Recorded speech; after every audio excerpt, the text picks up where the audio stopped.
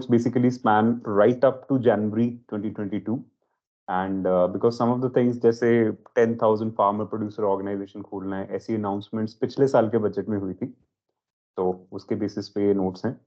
Economic survey और budget को I will like to keep as a separate class, क्योंकि economic survey भी आज आया है. I also need to read it. ठीक है. सो उसमें से क्या चीजें हैं जो प्रीलिम्स में काम आएंगी उनको अलग से निकालेंगे and then we will deal with it. Okay. So first off, feminization of agriculture. Is the screen visible to you? Document visible? Yes, sir. Yes, sir.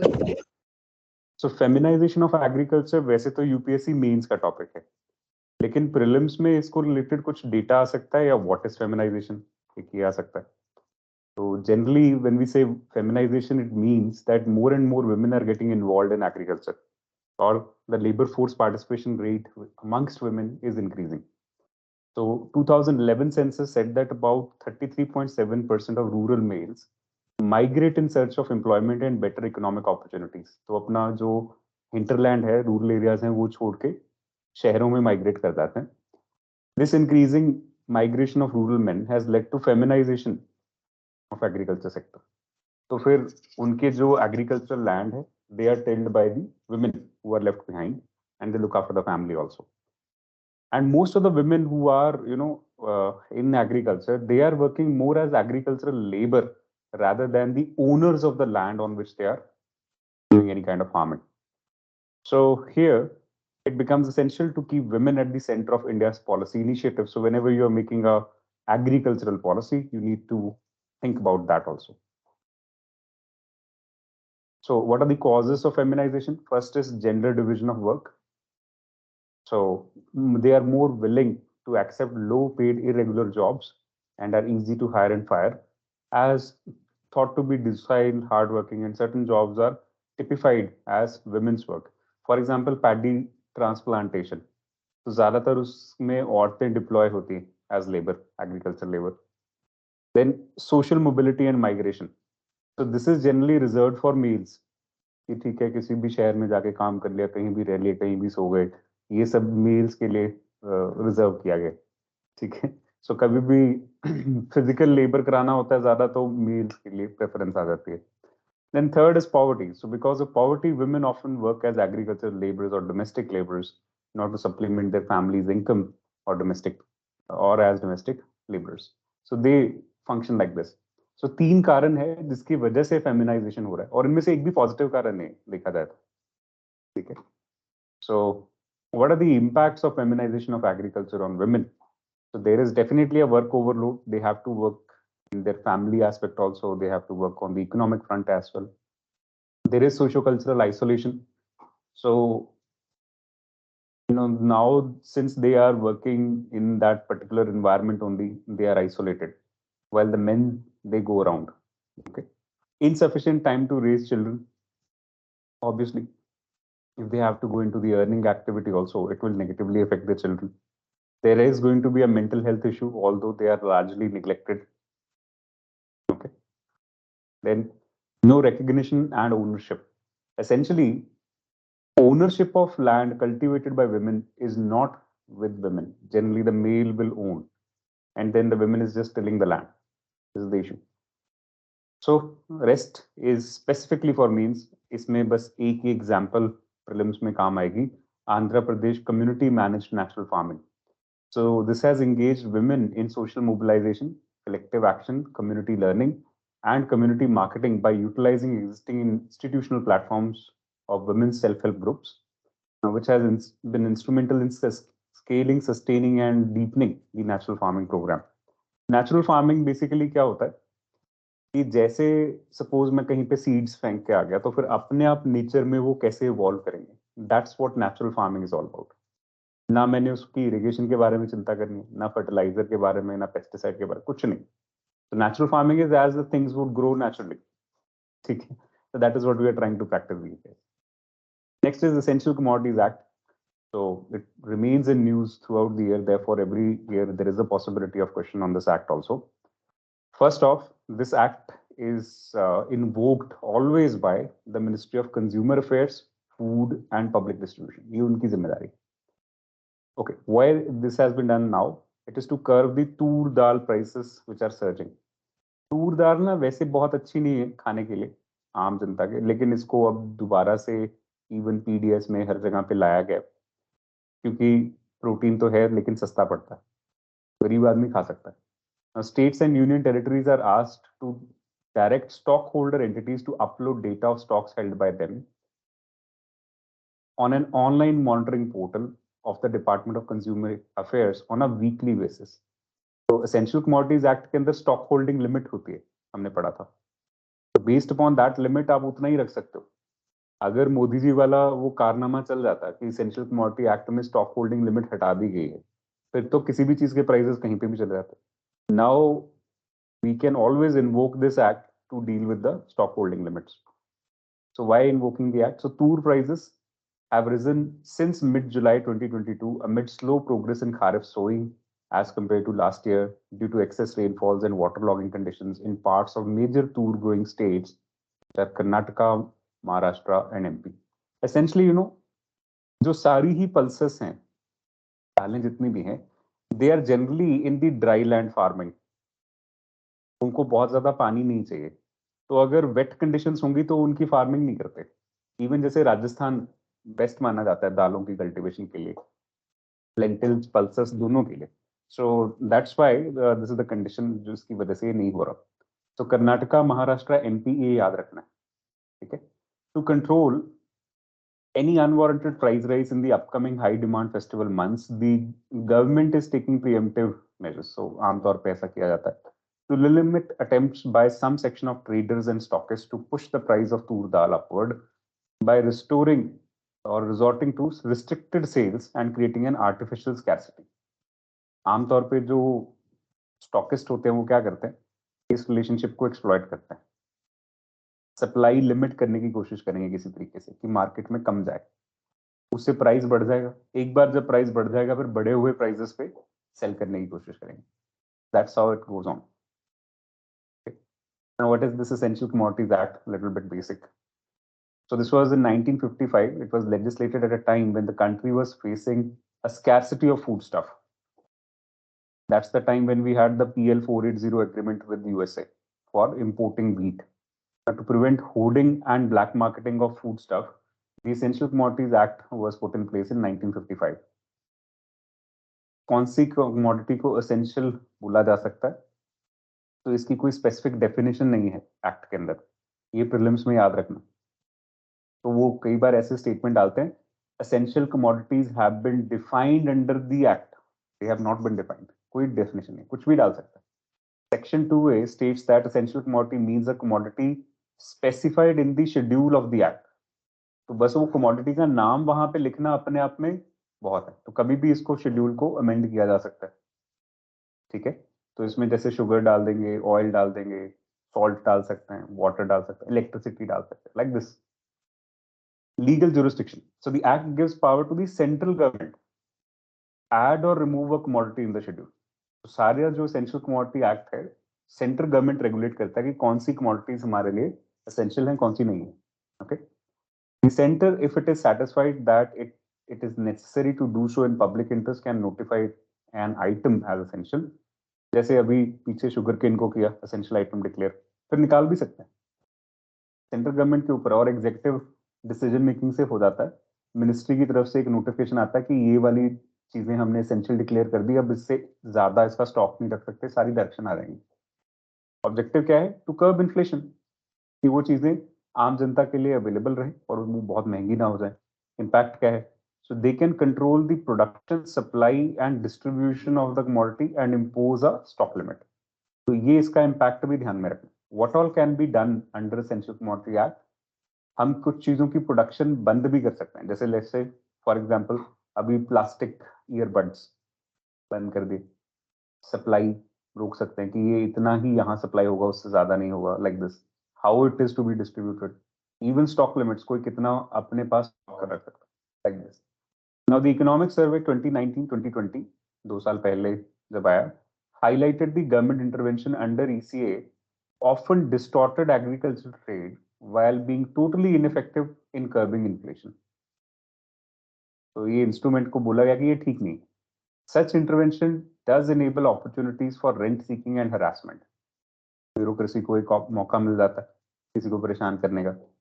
Rent seeking is a term used by economists to describe unproductive income, including from corruption. So rent seeking behavior is basically corruption. जब officer जाके अपनी डांट मारे और फिर पैसा लेके वापस आए. Traders tend to buy far less than their usual capacity, and farmers often suffer huge losses during the surplus harvest of perishables. So this is called as crisis of surplus in Indian agriculture. Crisis of surplus कहने का मतलब होता है जब bumper harvest होता है, highly productive, कुछ भी हम व्हीट राइस बहुत ज्यादा बना लेते हैं, तो मार्केट में क्या होता है ना, सप्लाई एकदम से रेज करते हैं. अब ना तो कोई खरीदने आता है, तो फिर बेचारा किसान परेशान होता है, उसको ऑफलोड करने के लिए जगह नहीं है, वेयर हाउसेस पहले ही फुल हो रखे होते हैं, गोडाउन्स फुल हो रखे हैं, सप्लाई और भी पड़ा, फिर सड़कों पे फेंकते हैं इधर उधर. मोस्टली आलू के साथ ऐसा होता है. This led to farmer not being able to get the better prices due to lack of investment in cold storage, warehouses, processing and export. जब तक ये फॉरवर्ड लिंकेजेस बेटर नहीं की जाती, तब तक मुश्किल है ये वाला काम.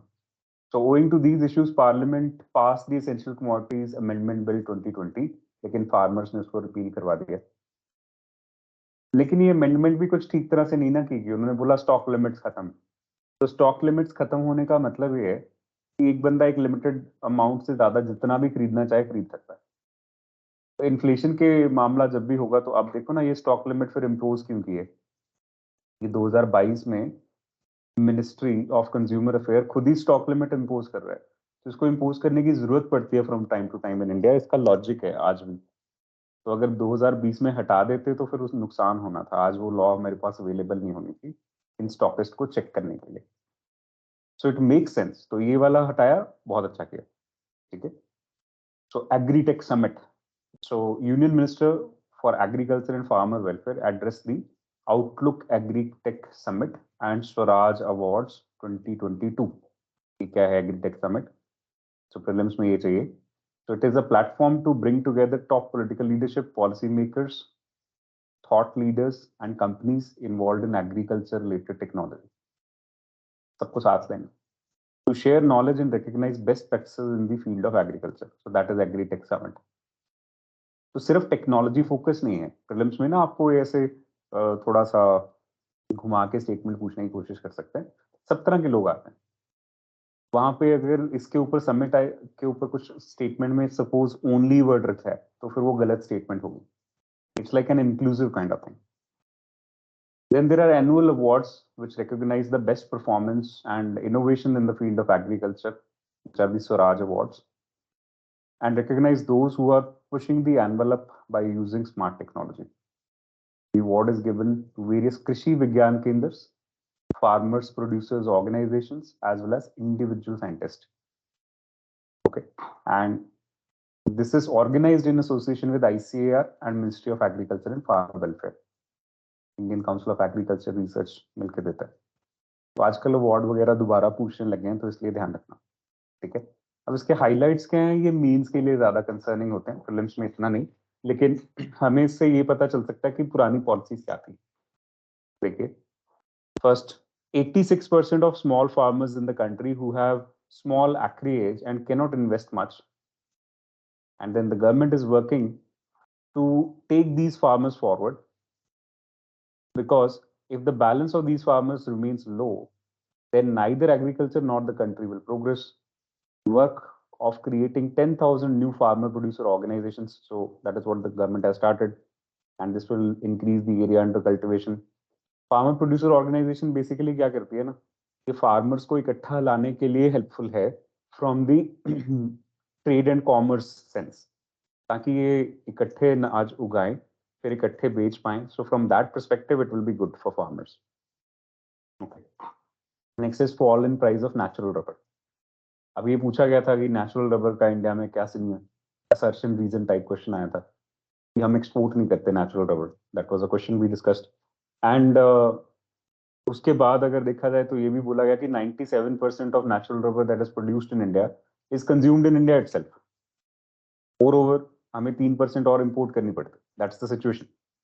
अभी इसके प्राइसेस कम हुए हैं, तो सिंपल सा एक कारण हमेशा क्या होता है, price is directly proportional to demand और सप्लाई। ये तो कम नहीं होगा, सप्लाई में इश्यूज हुए होंगे, कुछ बढ़ गई होगी supply. Let's see. So there have been protests by farmers and various organizations due to price of natural rubber crashing to a 16-month low in Indian market. Just as poor demand and other factors. Why there has been demand? COVID. Due to weak Chinese demand and the European energy crisis, along with high inflation, while the unremitting zero COVID strategy in China, which consumes 42% of the global volume, has cost the industry dearly. And then there is import from the other country. We cheaply import rubber from other countries.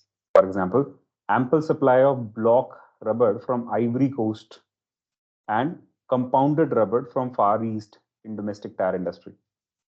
So cheap imports, उससे supply boost हो रहा है, and poor demand in terms of exports. दोनों ही factors उल्टे जा रहे हैं इस वजह से. Then, how does falling price affect the farmer? पहली बात, crop shifting. So the impact of price fall is felt more in the rural areas where more people are solely dependent upon rubber cultivation. Therefore, they might switch to other crops. Can even lead to fragmentation of rubber holdings. पेड़ लगता है रबड़ का, अब उसको एक बार काट दिया, वहां पे कुछ और उगाना शुरू कर दिया, तो दोबारा पेड़ लग के दोबारा रबड़ आने में बहुत टाइम लगेगा. Effect of small and medium enterprises.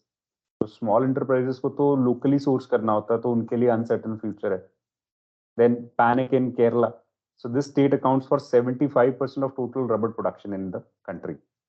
So local economy depends upon rubber production. Therefore, falling price could lead to major panic in the villages of Kerala. एक fact और याद रखो, केरला के अंदर 60% of the agricultural non agricultural income households हैं. Non agri income households in Kerala, उनको agricultural income से नहीं अपना रोजगार चलाते. 40% एग्रीकल्चरल इनकम हाउस होल्ड्स हैं. ठीक है, हमने क्वेश्चन में पढ़ा था. The situation in Kerala. So panic तो है, लेकिन 40% ऑफ केरला में. Next, what do we know about natural rubber? So it is a commercial plantation crop. It is made from the latex of a tree called Hevia brasiliensis, and rubber is largely perceived as a strategic industrial raw material, accorded a special status globally for defense, national security, and industrial development. What are the conditions for growth of rubber? It's an equatorial crop, but under special condition, it is also grown in tropical and subtropical areas like in India. Temperature, it always needs more than 25 degrees Celsius with moist, humid climate. Rainfall should be very high, 200 centimeter. Soil, well-drained alluvial soil. Cheap and adequate supply of skilled labor. So major producers globally कौन से हैं? Thailand, Indonesia, Malaysia, Vietnam, China and India. Consumers, India और China सबसे बड़े consumers हैं, followed by USA. China is at number 1, क्योंकि यहाँ पे टायर इंडस्ट्री है बहुत बड़ी, तो वो बना के बेचते हैं रबड़. What is the status of rubber production in India right now? So British established the first rubber plantation in India in 1902 on the banks of river Periyar in Kerala. Presently, India is the 5th largest producer of natural rubber in the world and with highest productivity. And this production of the material improved by 8.4% during the last 1 year. So supply bhi बढ़ गया. It also remains the second biggest consumer of the material globally. About 40% of India's total natural rubber consumption is currently met through imports. मतलब जितनी तो हम produce करते हैं वो तो हमारी यूज हो ही जाती है, उसके अलावा 40% हमें बाहर से इंपोर्ट करना पड़ रहा है. Then, हमारे इंडिया में जो रबर प्रोड्यूस होती है उसका 97% we consume in India, 3% only we export. ठीक है, और वो भी चाइना को एक्सपोर्ट होती है. 97% इंडिया में कंज्यूम हो जाता है, फिर 40% हम और बाहर से मंगाते हैं. Top rubber producing states Kerala, Tamil Nadu, Karnataka, ये याद रखना है. गवर्नमेंट के क्या इनिशिएटिव्स हैं? First is rubber plantation development scheme and rubber group planting scheme. So these are led by the government. There is 100% foreign direct investment allowed in rubber plantation. Agriculture में ये एक बहुत अच्छे से कमर्शलाइज्ड सेक्टर है अगर देखा जाए तो. Then Department of Commerce brought out something called National Rubber Policy in March 2019. That's why we had a question on this in 2019. Now the policy includes provision to support natural rubber, not the synthetic rubber production. And what it does is, it is based on the short-term and long-term strategies identified by the task force. Basically, what they will do, they will try to improve the quality of rubber, quantity of rubber. That's the concern. तो सिर्फ policy का नाम याद रखना है और ministry of commerce लेके आया है बेसिकली, उसके अंदर डिपार्टमेंट ऑफ कॉमर्स है, ये याद रखना है. Then what do we know about Rubber Board of India? So this is headquartered at Kottayam in Kerala, and this is under Ministry of Commerce and Industry again. And there is a Rubber Research Institute within the Rubber Board. There is something called as vulcanization of rubber. You study in science and technology. What is this? Vulcanization of rubber.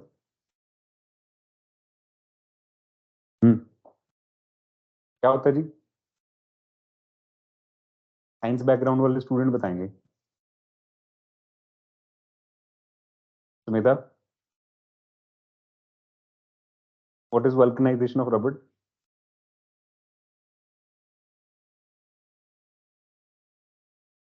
नहीं याद? Okay. Shruti, vulcanization of rubber?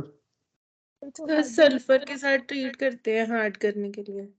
हाँ जी, बिल्कुल ठीक है. तो रबड़ के जो ओवरऑल लेयर है उसमें basically it is very soft. जो नेचुरल रबड़ है वो सॉफ्ट होते हैं, तो सल्फर के साथ उसकी क्रॉस लिंकेजेस क्रिएट करते हैं हम. क्रॉस लिंकेजेस के बेसिस पे it becomes much more stabilised. That's the basic thing. That's called vulcanisation of rubber. So treating natural rubber with sulphur to make it strong. ठीक है, लेट्स से ये रबड़ की लेयर है, इधर सल्फर लगा देंगे तो दूसरी इधर, इस तरह से उसको स्ट्रॉन्ग हो जाते हैं, वो बाइंड करके रखता है. दैट इज वल्कनाइजेशन ऑफ रबड़. ठीक है, तो प्रीलिम्स में भी जब पूछेंगे इतना ही पूछेंगे. Then world dairy summit 2022. So this was Prime Minister inaugurated the International Dairy Federation World Dairy Summit 2022 at India Expo Center and Mart in Greater Noida. Now, ये है क्या? International Dairy Federation. So it is the leading source of scientific and technical expertise for all stakeholders of the dairy chain. Since 1903, IDF's network of dairy experts has provided the mechanism for dairy sector to reach a global consensus on how to help feed the world with safe and sustainable dairy products. That's the job. Okay. तो अभी इन्होंने world dairy summit India में हुआ है, एक तो ये हो गया, और prime minister inaugurated it, so important भी है, देखते हैं. So the last such summit was held in India about half a century ago in 1974. The theme of this year, जब भी कोई summit होता है उसका theme important है, dairy for nutrition and livelihood. Dairy sector का इंडिया में हालचाल क्या है? So India is ranked first in milk production, contributing 23% of the global milk production, followed by USA, China, Pakistan and Brazil. तो हमारी country number 1 किस कुछ चीजों में है तो याद रखना. The top 5 milk producing states are UP, Rajasthan, MP, Gujarat and Andhra Pradesh. ये भी याद रखना. At least top 2 याद रखना, UP and Rajasthan. Significance. So it's a source of livelihood. More than a third of members of dairy cooperative in India are women. इस तरह से women livelihood भी है. करीब 8 करोड़ फैमिलीज हैं कंट्री के अंदर जो इसमें एम्प्लॉयड हैं डेयरी सेक्टर के अंदर. अभी इसकी प्रॉब्लम्स क्या हैं? मीन्स के लिए रिक्वायर्ड है वैसे तो प्रॉब्लम्स, लेकिन इनकी सिर्फ हेडिंग पढ़ो. शॉर्टेज ऑफ फॉडर, चारा नहीं है जानवर के लिए. हेल्थ, तो वेटनरी हेल्थ केयर सेंटर्स इतने ढंग से नहीं बने हुए इंडिया में. Hygiene conditions of animals not very proper. Informal nature of dairy sector, it's not organised. Lack of remunerative pricing. मैं अगर आज घर में जानवर रख के दूध लेने की कोशिश करूं उससे, तो मुझे उसकी कॉस्टिंग 100 रुपीज पर लीटर से ज्यादा आए. मैं बता रहा हूँ, मिनिमम मुझे इतनी कॉस्ट करेगा वो, चाहे मैं मतलब बिल्कुल नेक एंड नेक काम चलाऊं. लेकिन आपको दूध कितने में अवेलेबल हो रहा है? मार्केट में दूध आपको फुल क्रीम मिल्क कितने में अवेलेबल होता है? 60 rupees per litre full cream milk market availability है। तो कुछ तो एक्स्ट्रा ऐड हो ही रहा है ना। तो मैं अगर घर पे प्योर दूध निकाल रहा हूँ जानवर रखने के बाद, तो मुझे इतना कॉस्ट करेगा वो। चाहे मैं 4 जानवर रख लूँ, कुछ भी रख लूँ, मेरी इकोनॉमी ऑफ स्केल के हिसाब से भी it will cost me this much. कोई फर्क नहीं पड़ता उससे।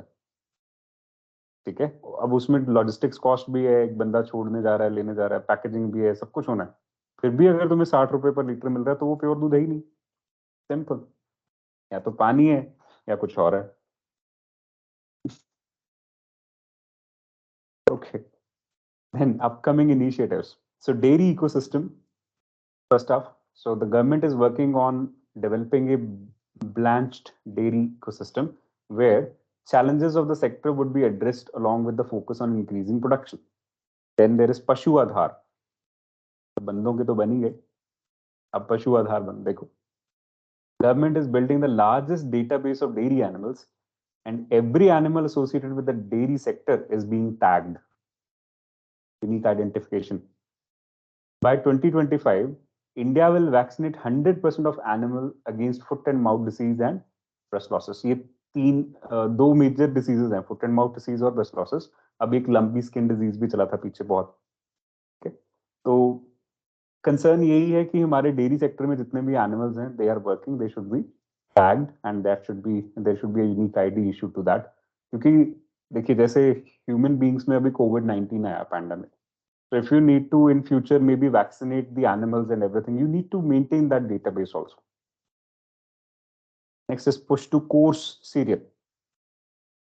So recently, a meeting organized by the Department of Food and Public Distribution to discuss the procurement of the Kharif produce of 2022-23. So the government of India has considered pushing towards coarse cereal as climate change affects wheat and paddy cultivation. तो नहीं है, तो आपको ज्वार, बाजरा, मेज, ये course serial हैं जिनके बारे में काम करना पड़ेगा। ग्रीन रेवोल्यूशन में हमने इसके हाई यील्डिंग वैरायटीज पे काम किया था, लेकिन इनकी जो कल्टीवेशन है वो बहुत कम रही है। इनफैक्ट मीगरली 20% एरिया में हाई यील्डिंग वैरायटी इनकी अडॉप्ट की गई है अभी तक। तो there is a lot of scope also. अगर इसको दूसरी तरह से देखा जाए, अगर ये अब तक अडॉप्ट नहीं किए गए तो इसमें बहुत स्कोप है कि हम जब इसको अडॉप्ट करेंगे तो definitely this will give higher productivity to the farmer. तो that's good. Now procurement target of coarse cereal is doubled from kharif crop market. More coarse grains are likely to be seen in rations. तो जो PDS stores हैं, public distribution system के अंदर, fair price shops, वहां पे आपको ज्यादा course serial देखने को मिल सकता है अवेलेबिलिटी। पहले राइस वीट चल रहा था, अभी हमें मालूम है कि राइस वीट प्रोडक्शन भी इशू है और इंटरनेशनल मार्केट में एक्सपोर्ट भी ज्यादा उसका। उसको उस डायरेक्शन में रखो और कोर सीरियल की अवेलेबिलिटी कराओ। What is the benefit of this? So core cereal are traditionally grown in resource poor agroclimatic regions of the country. अब इंडिया में 16 एग्रोक्लाइमेटिक जोन्स हैं, है ना? Okay, sorghum, pearl millet, maize, barley, finger millet, and several small millets such as kodo, little, foxtail, proso, barnyard, ये सबको core cereal बोलते हैं। ठीक है, so now they are also called nutri cereals, some of them. Why are they important? They are nutrient rich and they have characteristics like drought tolerance, photo insensitivity, resilient to climate change. They are the saviors of the day. In fact, जब आप climate smart agriculture की बात करोगे तो core cereal. Okay. Problem क्या है, हम इतनी कल्टीवेशन इसकी क्यों नहीं करते? इसमें ना बेसिकली ग्लूटेन कंटेंट कम होता है। In coarse cereal gluten content is low.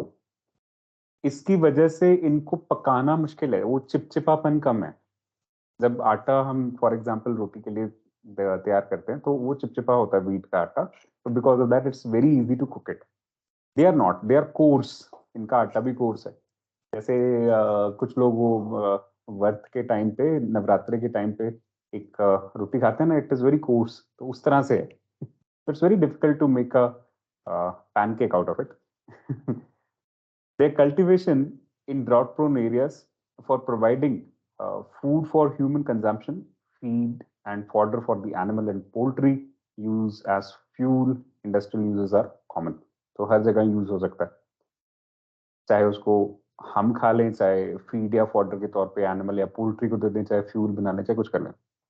Their nutritious value serves as an excellent tool to combat malnutrition. They are very high in nutrition in every way, iron, potassium, everything. Now, core cereal producing states कौन से हैं? कर्नाटका, राजस्थान, ये दो major states हैं, ये दो याद रखना. Use, so in fodder you can use millets. So 2023 International Year of Millets भी है, like sorghum, pearl millet. In some northern states like Haryana, Punjab, तो हम यूज करते हैं. Then industrial products में sorghum is used for malting and high fructose syrup, starch, jaggery, bakery, इन सब जगह पे sorghum यूज होता है. High fructose syrup is something which is sometimes used to adulterate honey. नकली शहद बेचते हैं ना जो, तो वो हाई फ्रक्टोज सिरप डालते हैं. फिर ऐसे ही बहुत सारे जो स्वीटनर्स होते हैं, आपको मार्केट में स्वीट प्रोडक्ट मिलेगा, उसमें हाई फ्रक्टोज सिरप मिलेगा, बट ये बच्चों के लिए बहुत हानिकारक है अगर वो खाएंगे इसको. तो sugar in any ways is bad for you. Then pearl millet, so this is used in brewing, malting, starch, bakery, poultry, animal feed. Then maize, so again brewery, starch, bakery, एक जैसा ही है रिक्वायरमेंट. तो industrial use में कौन से mainly use हो रहे हैं वो याद रखना है, यूजेज एक जैसा है कुल मिला. Source of feed, so animal poultry और फीड में भी यूज कर सकते हैं, कुछ like this. Why is the government shifting focus to core cereal? First is climate change. करना ही पड़ेगा क्योंकि erratic climate conditions के अधीन wheat और paddy की cultivation आगे जाके मुश्किल ही होनी है. इकोनॉमिक सर्वे 2018 के अंदर ये बताया गया था कि जैसे जैसे मॉनसून और शिफ्ट करेगा और क्लाइमेट चेंज पैटर्न्स कम होंगे, हमारे वीट और राइस के जो प्रोडक्टिविटी है इंडिया में और डिक्रीज करेगी विद टाइम. तो इस वजह से you need something better. Then monsoon. So erratic monsoons 2022 has increased the government's concern for the kharif season yield. तो इस बार wheat और rice दोनों की ही yield कम है, चाहे kharif है चाहे रबी.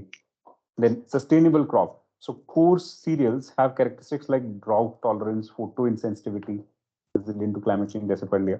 Low cost of cultivation, सस्ता है. जिस चीज की बहुत ज्यादा डिमांड नहीं है अभी, तो उसको उगाना भी सस्ता है, उसको बेचना भी सस्ता है, सब कुछ सस्ता है क्योंकि उसकी मार्केट अभी डेवलप नहीं है इंडिया में. Now, increased core cereal production. So right now, core cereal have been sown in 17.63 million hectares in 2022. ज़्यादा किया है. About 50 million tons of core cereal are produced in the country at present. Maize and millets are grown the most. ये दो सबसे ज़्यादा है. Government ने क्या स्टेप्स लिए हैं इसको लेके? So initiatives for nutritional security through intensive millet production. एक तो ये शुरू किया गया था. This was in 2011-12 under the राष्ट्रीय कृषि विकास योजना. राष्ट्रीय कृषि विकास योजना बेसिकली हमारा जो 12th 5 ईयर प्लान था, वैसे तो 11th 5 ईयर प्लान में लॉन्च किया गया था, लेकिन आगे 12th 5 ईयर प्लान में फिर कंटिन्यू किया गया. इसमें टारगेट ये रखा गया कि एग्रीकल्चरल सेक्टर का 4% ग्रोथ रेट होना चाहिए मिनिमम, ठीक है, बाय 2017, जो कि हमने अचीव भी किया. तो उसी के अधीन ये जो स्कीम थी उस टाइम पे शुरू किया गया था. The scheme aimed to demonstrate the improved production and post-harvest technologies in an integrated manner with visible impact to catalyze the increased production of millets in the country. So basically, it's not something new. We have been doing it from 2011 onwards. Okay? 11th 5 year plan, we started this. Increase in MSP. So something, if the government wants the farmer to produce, it has to increase the MSP because that gives a signal कि तुम्हें किस चीज के better prices आगे जाके मिल सकते हैं. तो अभी government has hiked the MSP of millets, which has come as a big price incentive for the farmers. Definitely आपके लिए अच्छा है farmers के लिए. Input support. So the government has introduced provisions of seed kits and inputs to farmers. Seed kits मतलब आपको कैसे इसको sowing कैसे करनी है वो सारा कुछ सिखाया जा रहा है. बाद में farmer producer organizations को अब they are trying to provide support to improve the marketability of millets. Then the UN General Assembly has adopted India-sponsored resolution to mark 2023 as the International Year of Millets. while we celebrated 2018 as the national year of millets. जब हमने ये sponsorship के लिए भेजा था, that was in 2018. So ये दोनों चीजें याद रखनी है, इस साल के पेपर में आने का पूरा chance. National year of millet 2018, international 2023. Next है सोलर एनर्जी इन एग्रीकल्चर. अब हमें मालूम है कि इंडिया ने एक सेट किया है target under the sustainable development goals that we will have non fossil based और renewable energy installed electricity capacity at 40% by 2030. Already we are at around 28%, so we can definitely reach by that goal. Okay. So India has been playing a leadership role in encouraging the establishment of solar-based economy, and there is for that purpose an international solar alliance also, which we started in 2015, and in 2018 ISA transformed into a treaty-based organizations with headquarter in India. तो बाकी countries भी इसके अंदर जुड़ गए हैं. तो अभी हमारे पास जो सोलर पावर का पोटेंशियल है वो बहुत अच्छा है, क्योंकि इनकमिंग सोलर रेडिएशन सफिशिएंट है इंडिया के अंदर. सो इसमें दो तरह की सोलर एनर्जी यूज होती है, off grid and on grid solar energy. On grid का मतलब है that is solar system that is tied to local utilities grid power और यूटिलिटी कंपनी. जैसे आपके यहाँ पे बिजली जहां से भी आ रही है उसके साथ कनेक्टेड है. अगर आपके घर पे रूफटॉप सोलर पंप लगा है तो वो बिजली के मीटर के साथ भी कनेक्टेड है. So utility system acts as a battery space for the solar energy user. So surplus energy that is produced by the solar panel is sent to the grid's power company, and in exchange a credit is generated that one can cash out at the end of the year. तुमने अगर जो तुम extra बिजली produce करो तो grid में चली जाएगी, तो वो माइनस हो गया तुम्हारा बिल, और अगर तुम यूज कर रहे हो ग्रिड की एनर्जी तो वो प्लस हो गया. It's like this. तो नेट मीटर एक लग जाता है, नेट मीटरिंग बोलते हैं for this particular concept. Meter अलग लगता है. So being grid tied is beneficial because there is no requirement of an expensive battery backup system to store the excess energy. तो ग्रिड कनेक्टेड का ये फायदा है कि आपको बैटरीज रखने की जरूरत नहीं है, अदरवाइज 10,000 की एक बैटरी और आमतौर पे 3 रखनी पड़ती. ठीक है. Then off grid means there is no connection with the grid's power, 100% self-sustaining energy use. But problem बस वही है, बैकअप बैटरीज रखनी पड़ती हैं which are expensive, not very environmentally friendly because lead acid batteries होती हैं, and defeats the purpose of going solar, that is to save money and live greener. So फिर उसका कोई फायदा नहीं, क्योंकि lead pollution तो हम कर ही रहे हैं at the end of the day. Now what is the potential of solar energy in agriculture? हम सोलर पंप्स यूज कर सकते हैं. अभी रिसेंटली इसके लिए एक स्कीम भी था, प्रधानमंत्री कुसुम scheme.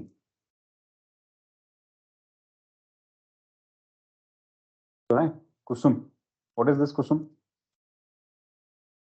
What is the full form of the Kusum scheme?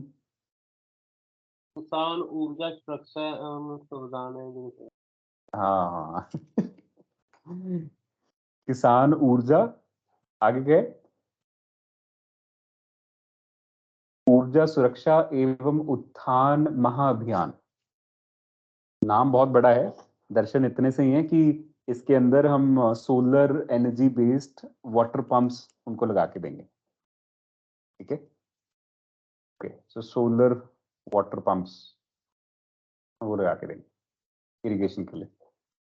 तो इसके वो लेके अभी एक पर्टिकुलर डिस्ट्रिक्ट में इस स्कीम को बहुत अच्छे से किसी एक डीसी ने इम्प्लीमेंट किया था, तो उसको अभी रिसेंटली अवार्ड भी मिला है, कल परसों की बात है.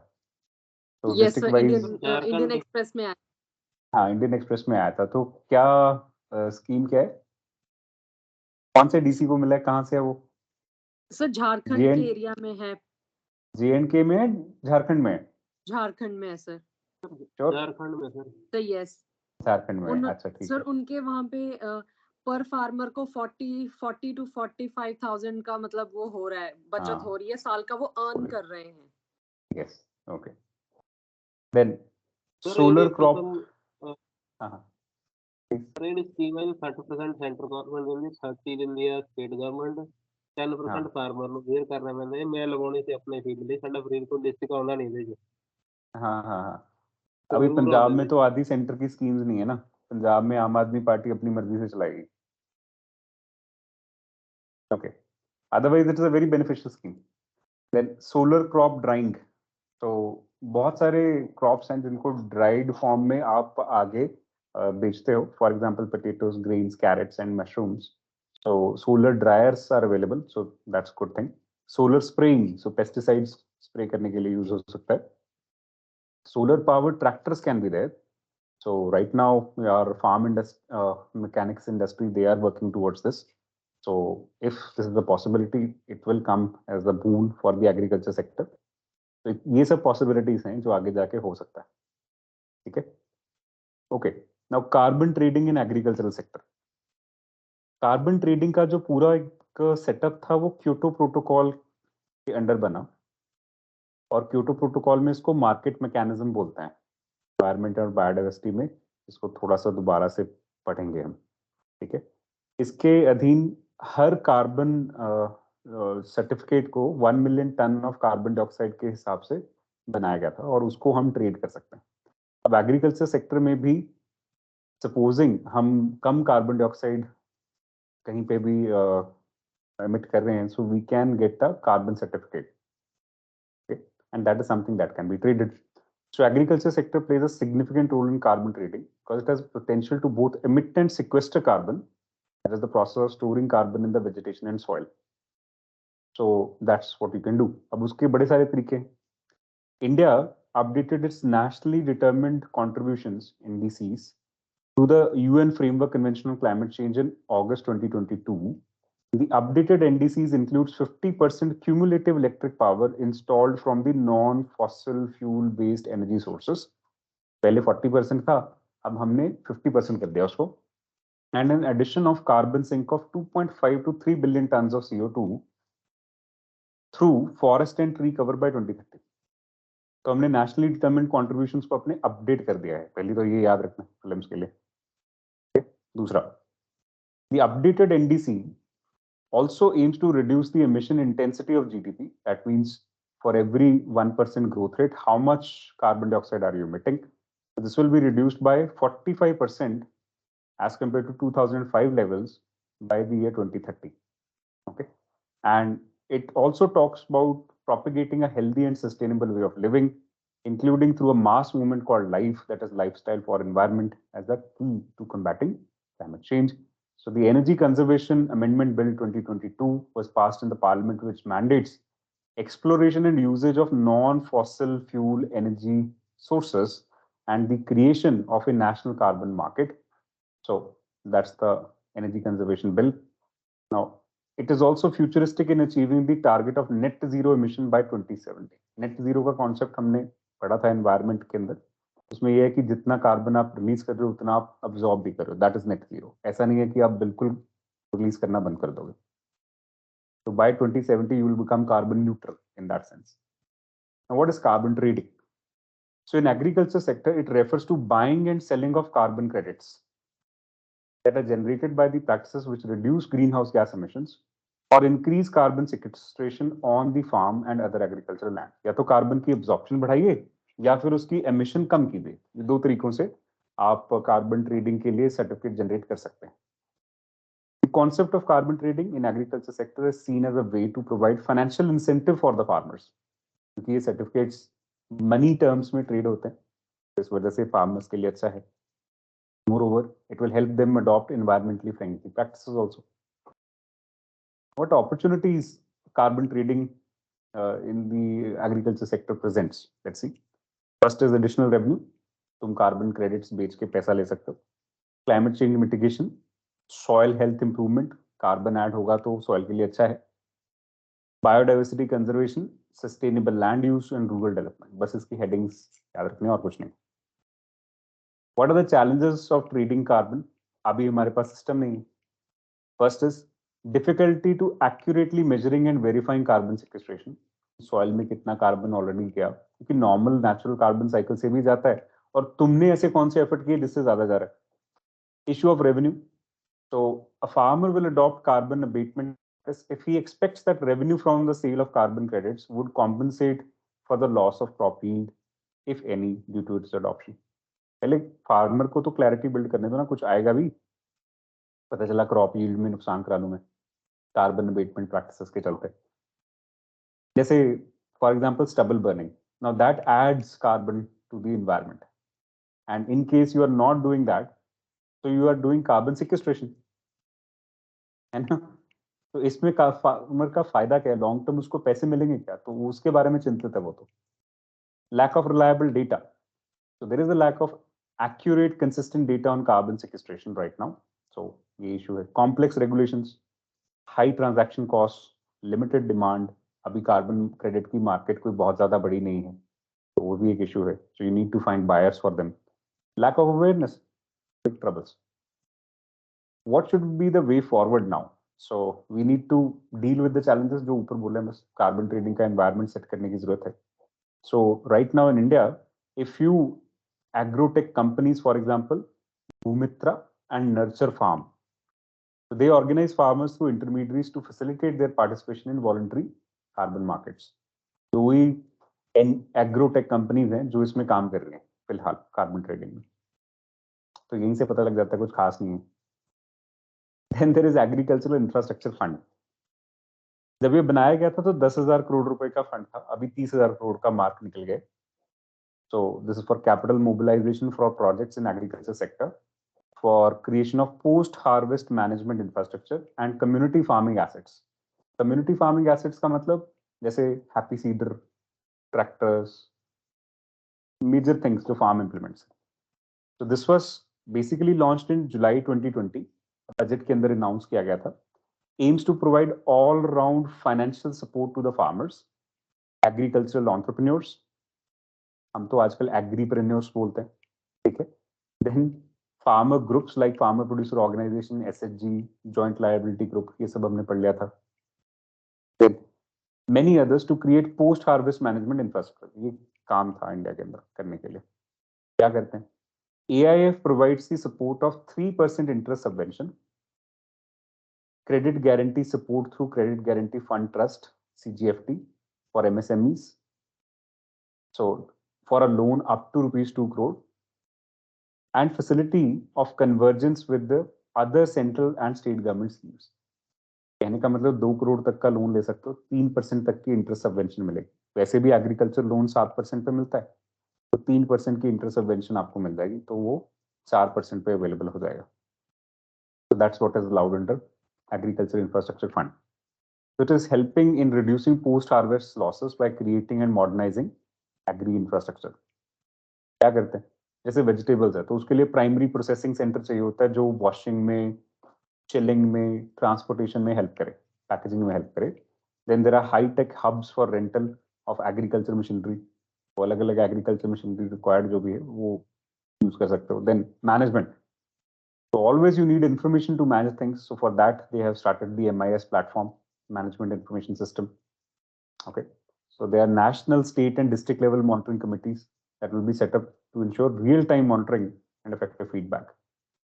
ग्राउंड लेवल पे किसी भी कमोडिटी को सेल करना है, अगर फॉरवर्ड लिंकेजेस ठीक करनी है तो उसकी इंफॉर्मेशन इज द की, तो उसके ऊपर भी ध्यान दिए, इंफ्रास्ट्रक्चर के ऊपर भी ध्यान दिए।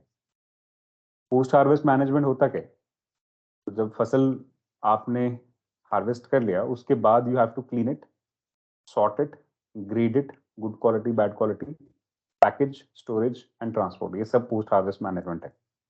इससे उसकी शेल्फ लाइफ बढ़ती है और उसको कंज्यूम किया जा सकता है, सेल किया जा सकता है मार्केट में। चैलेंजेस क्या हैं, so there is a lack of convenient access to credit as per NABARD 2018 survey।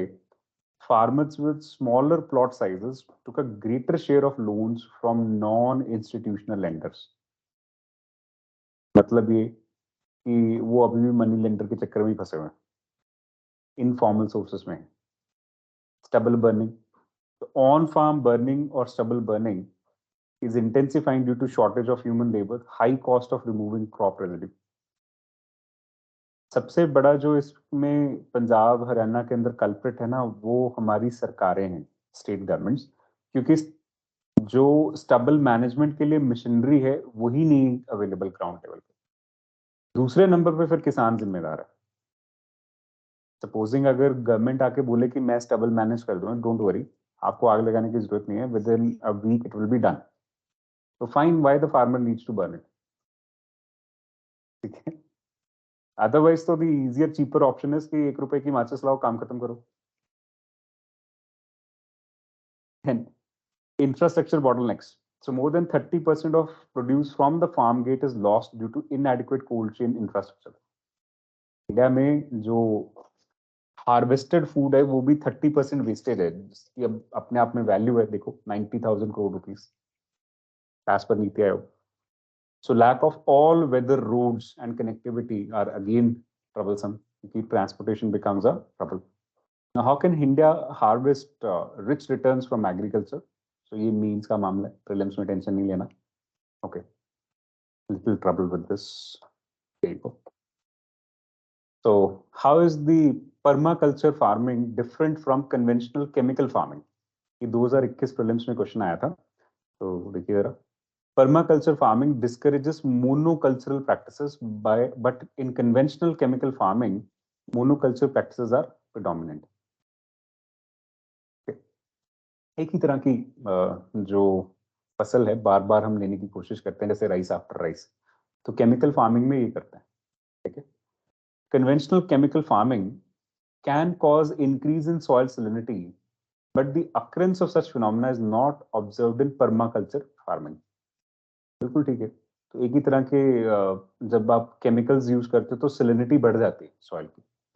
पहला और दूसरा स्टेटमेंट में कोई प्रॉब्लम नहीं है. Conventional chemical farming is easily possible in semi-arid regions, but permaculture farming is not so easily possible in such regions. ऐसा कुछ नहीं है, permaculture कहीं भी कर लो, कोई टेंशन नहीं. It's a natural farming, ठीक है. And practice of mulching is very important in permaculture farming, but not necessarily so in conventional. Mulching is everywhere. What is mulching? Hello, hello. What is mulching?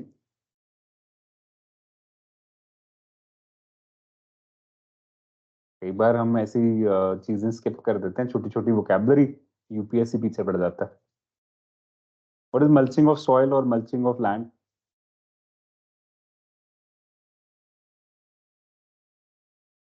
जब भी commercial crops grow करते हैं ना, जैसे कि tree, flower, vegetable, ऐसा कुछ भी आप करोगे, उस टाइम पे मल्चिंग की जरूरत पड़ती है. So you need to prepare the ground before you are doing it. ठीक है, सो कवर करना पड़ता है, प्लास्टिक मल्च आता है.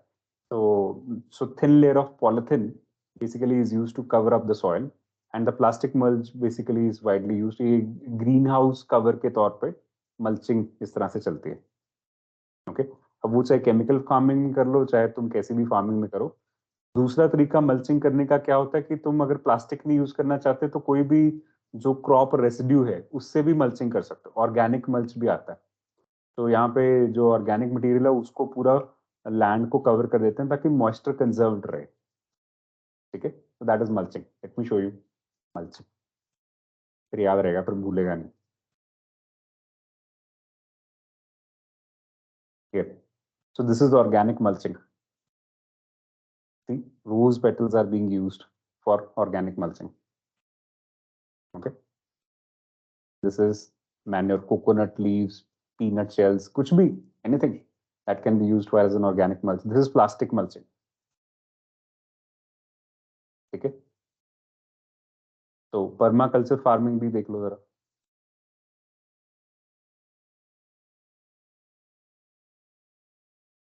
So what is the difference between organic and permaculture?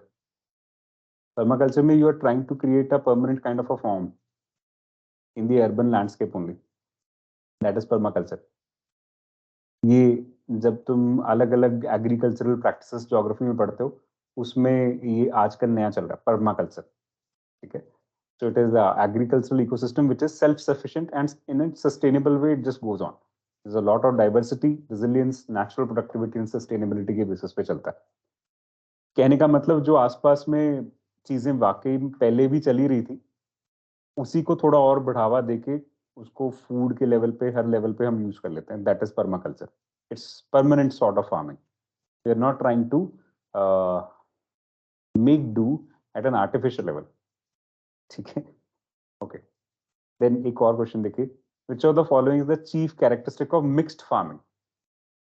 So here rearing of animals and cultivation of crops together is called as mixed farming. NCERT based basic question here. And with reference to micro irrigation, which of the following statement is correct?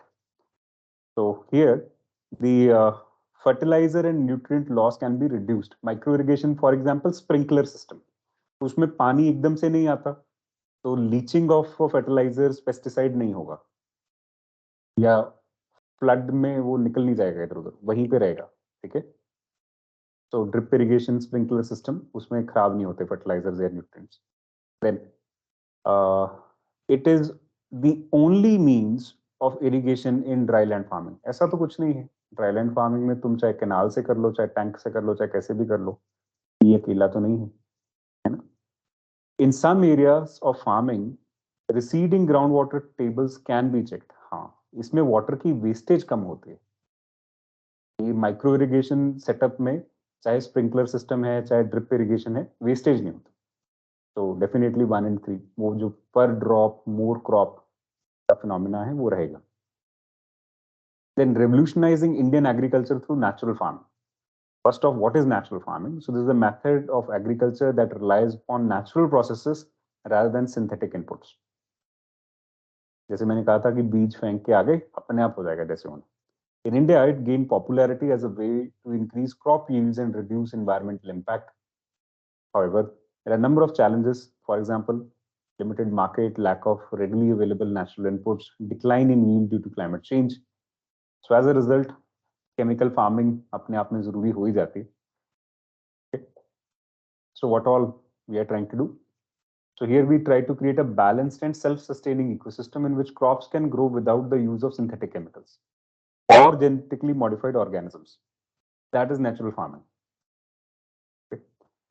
So here, no synthetic fertilizer, pesticide, anything will be used.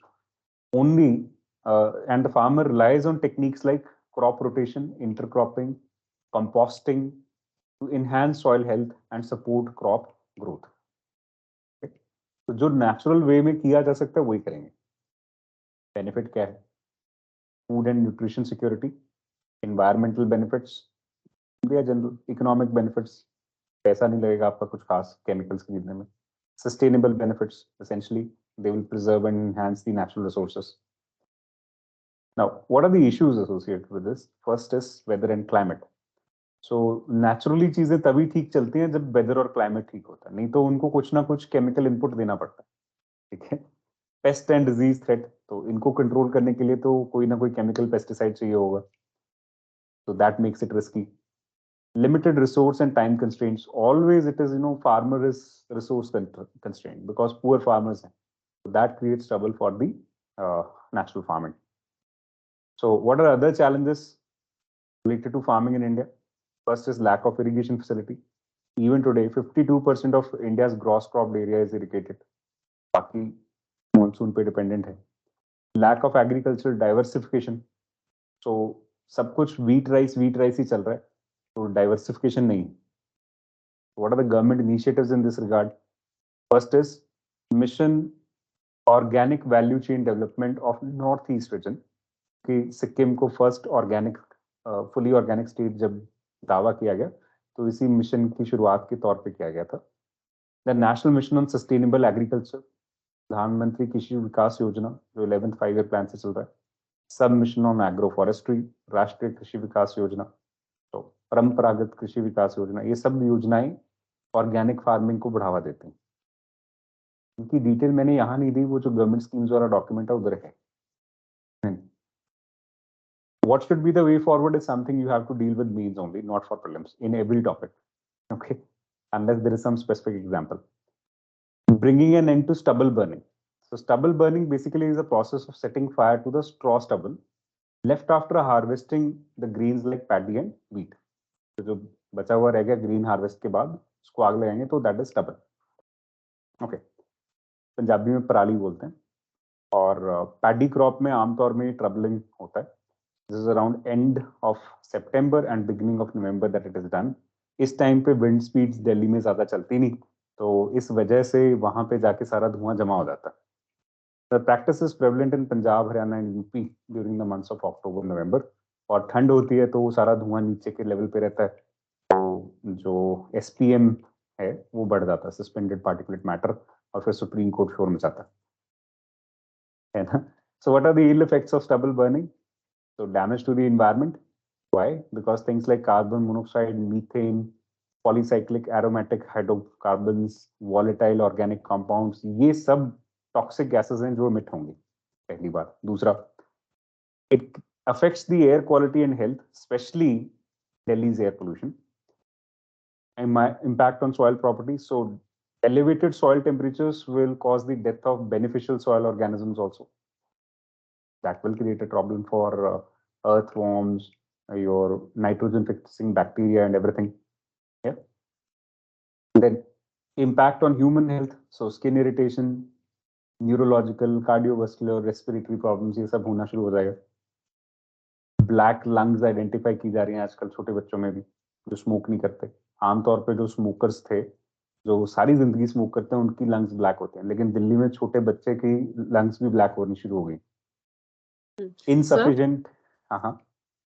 Sir यहाँ पे everybody talks about stubble burning, but sir nobody talks about कि जो पंजाब हरियाणा से जो लोग, जैसे Indira Gandhi airport है, and only that point of, उस पॉइंट पे भी जो NRIs वगैरह आते हैं, क्योंकि वहीं एक इंटरनेशनल एयरपोर्ट है एंड सब लोग वहीं से जाते हैं, तो दिल्ली का पोल्यूशन उससे भी हो रहा है, but nobody talks about that. I didn't understand. Sir मतलब आई वांट टू से कि सर जब Punjab Haryana, there is a one international airport, Punjab से हरियाणा से, But यूपी से. how is that a government problem? It entirely depends upon the traffic. Sir वही ना कि pollution का जो दिक्कत है वो भी सर जो Vehicular लोग traffic hardly vehicular- creates that much problem. मैं बताता हूँ, but, जो वहाँ vehicular पे- traffic है ना, यस सर, उससे इतनी पोल्यूशन की प्रॉब्लम नहीं होती.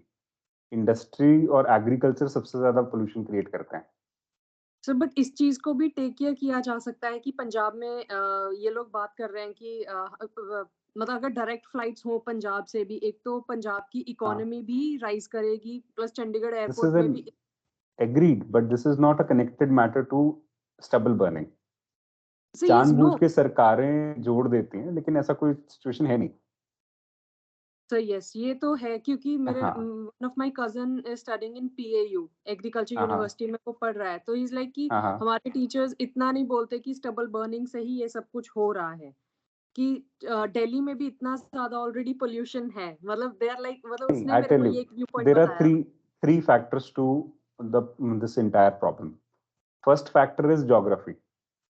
At that point of time, the winds, they are working in a direction which are, जिसको हम बोलते हैं western winds.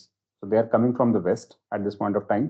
तो पंजाब, हरियाणा और यूपी से जो winds हैं वो यहाँ आके दिल्ली में ट्रैप होती हैं. So it's a slow moving wind at this point of time. Why? Because this is a high pressure system जो हमारे यहाँ पे अभी डेवलप हो रखा होता है. ठीक है.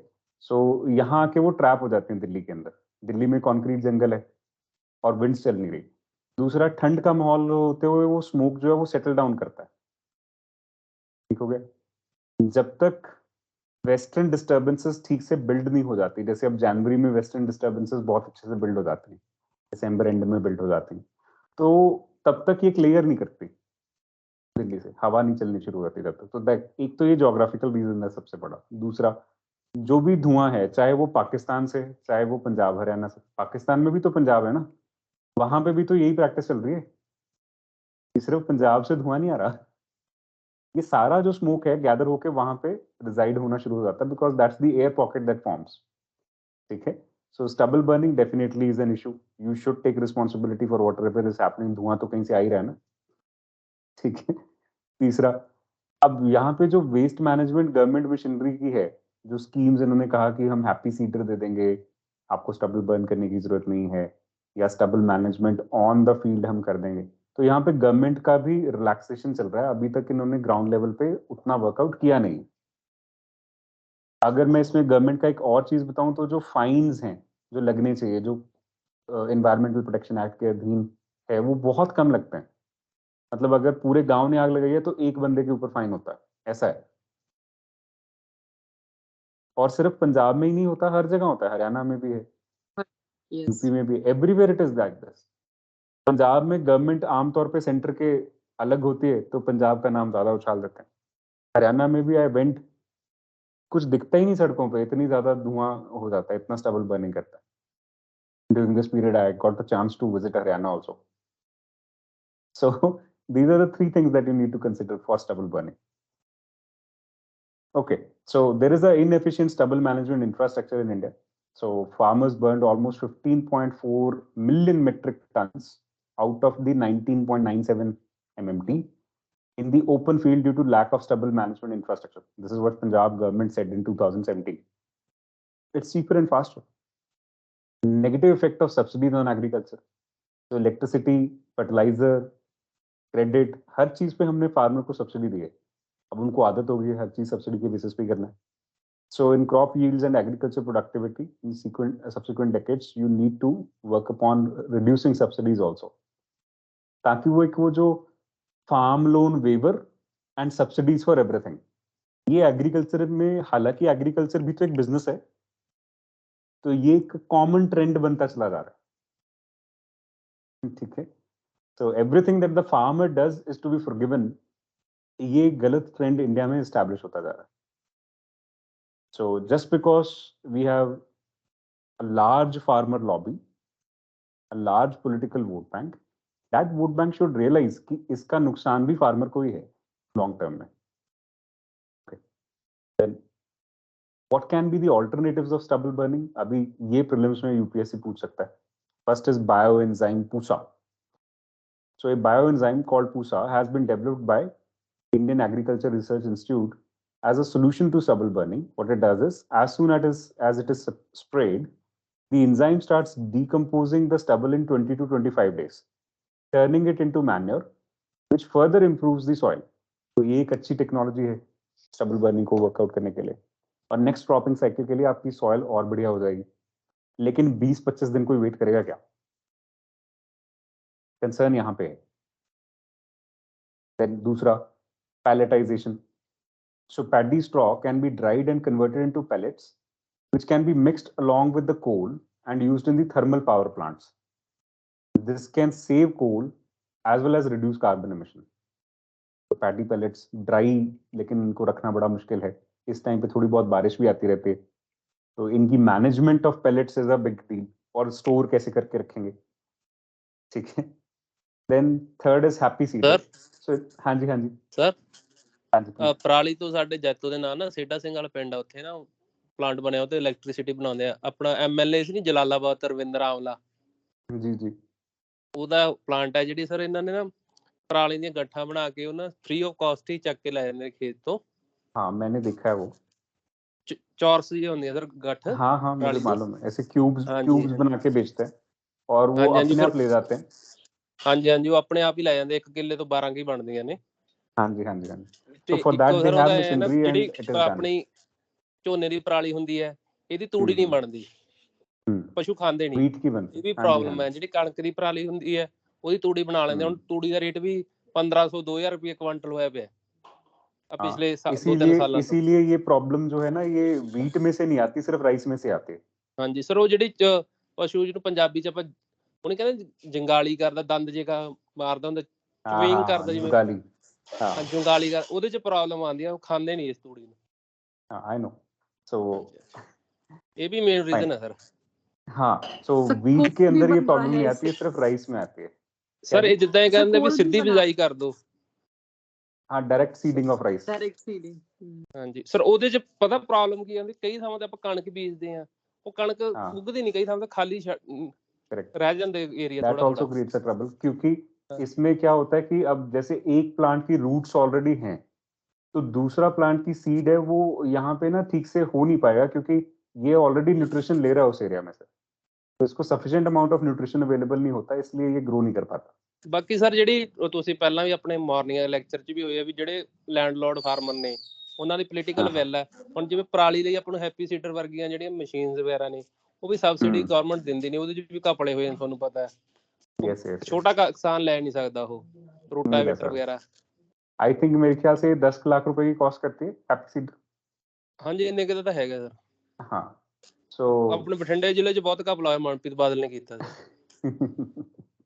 So instead of burning the stubble, a tractor mounted machine is there. So this is called happy seeder.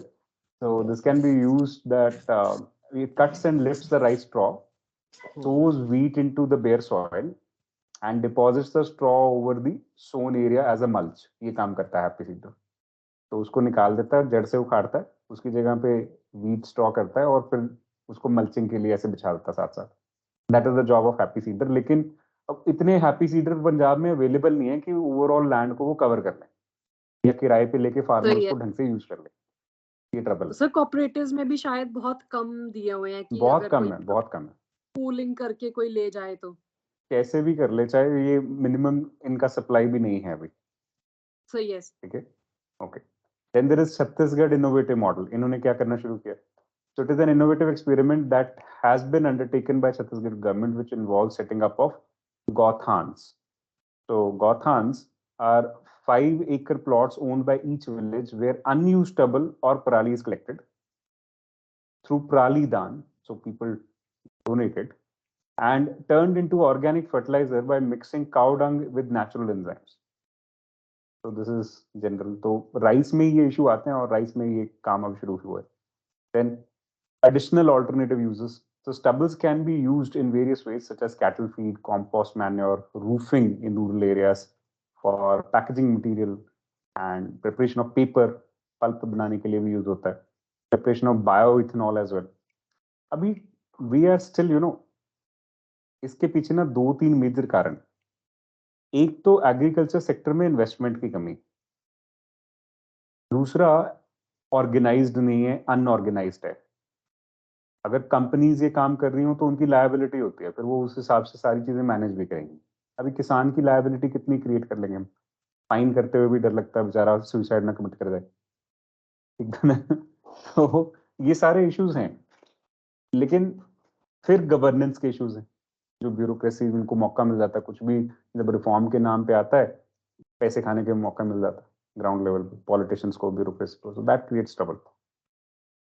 Okay. So, लेकिन ये 5 जो इश्यूज हैं ये प्रीलिम्स में आपको पूछे जा सकते हैं. What is palletisation? Which of the following can be used to deal with stubble burning? So bioenzyme, pelletization, happy seeder, Gautham has been in news recently. Why? ऐसा करके कुछ भी क्वेश्चन आएगा तो ये ध्यान रखना है इसका. Okay. Regenerative agriculture, what is this? So farmers in MP who follow regenerative methods find that they reduce the need for frequent irrigation, which conserves water and energy. What is regenerative agriculture? पहले यही देख लेते हैं. So it is a holistic farming system that focuses on soil health, food quality, biodiversity, water quality, air quality through methods such as reducing use of chemical fertilizer and pesticide, reducing tillage, integrating livestock, and using cover crops. It adheres to following principles. First is minimize soil distribution through conservation tillage. Diversify crops to replenish nutrients. एक ही तरह के crop नहीं उगाने. Disrupt pest and disease life cycle. Paste भी तभी आते हैं ना जब एक तरह का लाइफ साइकिल क्रॉप का है. आप बार बार वही क्रॉप उगाओगे तो वहां पे पेस्ट भी उतना ही ज्यादा ग्रो होता जाएगा. अगर क्रॉप चेंज करते रहोगे, मिक्स करते रहोगे तो पेस्ट का लाइफ साइकिल सेट नहीं होता. Retain soil cover using cover crops. Integrate livestock, which adds manure to the soil and serves as a natural source of carbon sinks. So that is regenerative agriculture. अब इसकी शुरुआत कहाँ से होती है? Green revolution से. तो 1960s में we were pulled into brink of starvation, so we started the green revolution, and India also made India the world's biggest excavator of groundwater. The green revolution did that. According to the UN World Water Development Report 2022, India extracts 251 cubic kilometer or more than a quarter of world's groundwater withdrawal each year. तो दुनिया का 1/4 हिस्सा ground water का हम ही extract कर रहे हैं. 90% of this is used for agriculture. Currently, there is a widespread deficiency of organic carbon and micronutrients in Indian soils. If the agriculture is to continue to feed the country's undernourished population and drive its economy, it needs to work in harmony with nature, not against it. So therefore, farmers need to go for practices like regenerative agriculture, natural farming, organic farming, climate smart agriculture, ये सब करना पड़ेगा. Okay. What are the advantages of this? जो आपने ऊपर पढ़ा वही सब है. Indian efforts क्या हैं इसको लेके? First, national project on organic farming. So this is country's longest experiment on the practice, ongoing since 2004, conducted by ICAR, Indian Council of Agriculture Research, and Indian Institute of Farming System Management in Meerut. Then there is systematic rice intensification. So this is a method in which seeds are spaced at wider distance and organic manure is applied to improve yield. ज्यादा distance पे करोगे तो बीच में जो soil बची रहेगी वो conserve हो जाएगी. इसका बेसिक सा कंसर्न ये. Then ZBNF, zero budget natural farming. So this is something that was popularized by Subhash Palekar. Okay. So it emphasizes on inputs made from crop residue, cow dung, urine, fruits, among other things. तो basically आपने market से कुछ नहीं खरीदना, इधर उधर से nature से जो चीजें मिलती हैं उसी से एग्रीकल्चर करना. समाज प्रगति सहयोग, what is this? The grassroots organization is like an NGO that promotes natural methods to control agricultural pests, such as composting, recycling of crop residue, use of farmyard manure, cattle urine, application of tank silt. This has also made efforts in this end. तो अभी ये महाराष्ट्र में चल रहा है, समाज प्रगति सहयोग. Next is Kisan Divas. So there is a National Farmers Day on 23rd December 2022, and this was observed on the birth anniversary of Chaudhry Charan Singh. तो prelims के लिए ये भी क्वेश्चन बनता है, किसान दिवस. Now, why Chaudhry Charan Singh is associated too much with Kisan Divas? Let's see. इनका ऐसा क्या contribution है? So he was Prime Minister of India for a very brief period, Chaudhry Charan Singh, 28 July 1979 to 14 January 1980. Janata party government जब 1977 में emergency के बाद आई तो उसके बाद 1978 तक सरवाइव किया. 79 में इलेक्शन दोबारा हुए तो चौधरी चरण सिंह की गवर्नमेंट बनी. इंडियन नेशनल कांग्रेस ने इनको बाहर से समर्थन दिया था, outside support. Later on 14 January INC ने अपना सपोर्ट विड्रॉ कर लिया 1980 में और इन्होंने रेजिग्नेशन दे दिया कि जी it's okay, I am done. So Chaudhary Charan Singh इस चीज के लिए जाने जाते. Okay. Now, being a proponent of rural and agriculture development, he made continuous efforts for keeping agriculture at the center of planning in India. He is given the nickname Champion of Indian Peasants. Okay. What he did? He took a leading part in formulation and finalization of Debt Redemption Bill 1939, अंग्रेजों के time पे, in order to give relief to the peasantry from moneylenders. He was instrumental in bringing about the Land Holding Act 1960, which was aimed at lowering the ceiling on land holding to make it uniform throughout UP. Land ceiling कम करने से क्या होगा? Landless को land मिलने के लिए ज़्यादा available रहेगा. Left Congress in 1967 and formed his own party called as Bharatiya Lokdal. Served twice as Chief Minister of UP, became Prime Minister in 1979 once. He was the author of several books and pamphlets, including Abolition of Zamindari, Cooperative Farming X-Raid, India's Poverty and Its Solutions. तो इनमें से कुछ भी उठा के आपको question में आ सकता है प्रीलिम्स के अंदर. Be careful.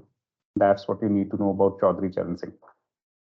कि कभी जैसे लास्ट ईयर प्रीलिम्स में आई थिंक उन्होंने क्वेश्चन पूछा था कि इन्होंने जब इलेक्शन लड़ा तो कितनी सीट से इलेक्शन लड़ा, तो 3 सीट से इलेक्शन लड़ा. ठीक है, उसके बाद ये रूलिंग चेंज कर दी गई थी. Was it Chaudhry Charan Singh or somebody else? Hello.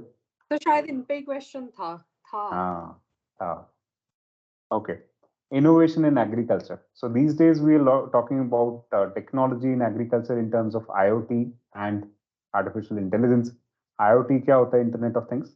So it is a computing concept that describes the idea that everyday physical objects being connected to the internet and being able to identify themselves to other devices. For example, your air condition in your home and your refrigerator and whatever else can be connected to internet and you can use them through one device, maybe your mobile.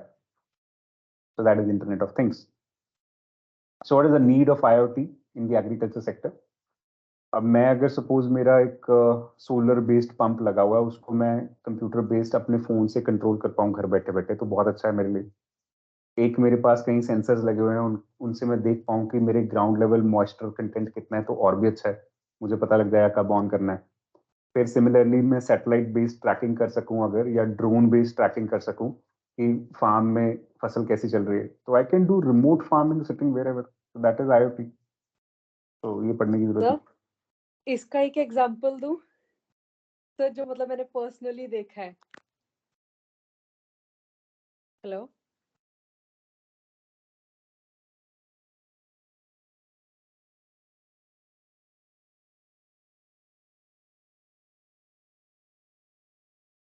Agriculture, how much audible? No sir.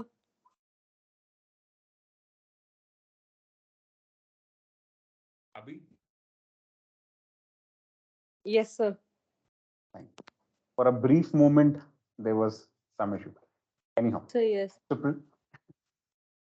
precision agriculture. So this basically uses AI technology for detecting disease in plants, pests, poor plant nutrition on farms. आजकल तो हमारे पास ना pesticide spray करने के लिए machines इस तरह की आ गई हैं कि वो एक पर्टिकुलर लीफ देखेंगी जहां पे कोई प्रॉब्लम है, उधर पेस्टिसाइड स्प्रे करेंगी, पूरे प्लांट के ऊपर नहीं करेंगी जहां पे उनको ऐसा डिटेक्ट होगा।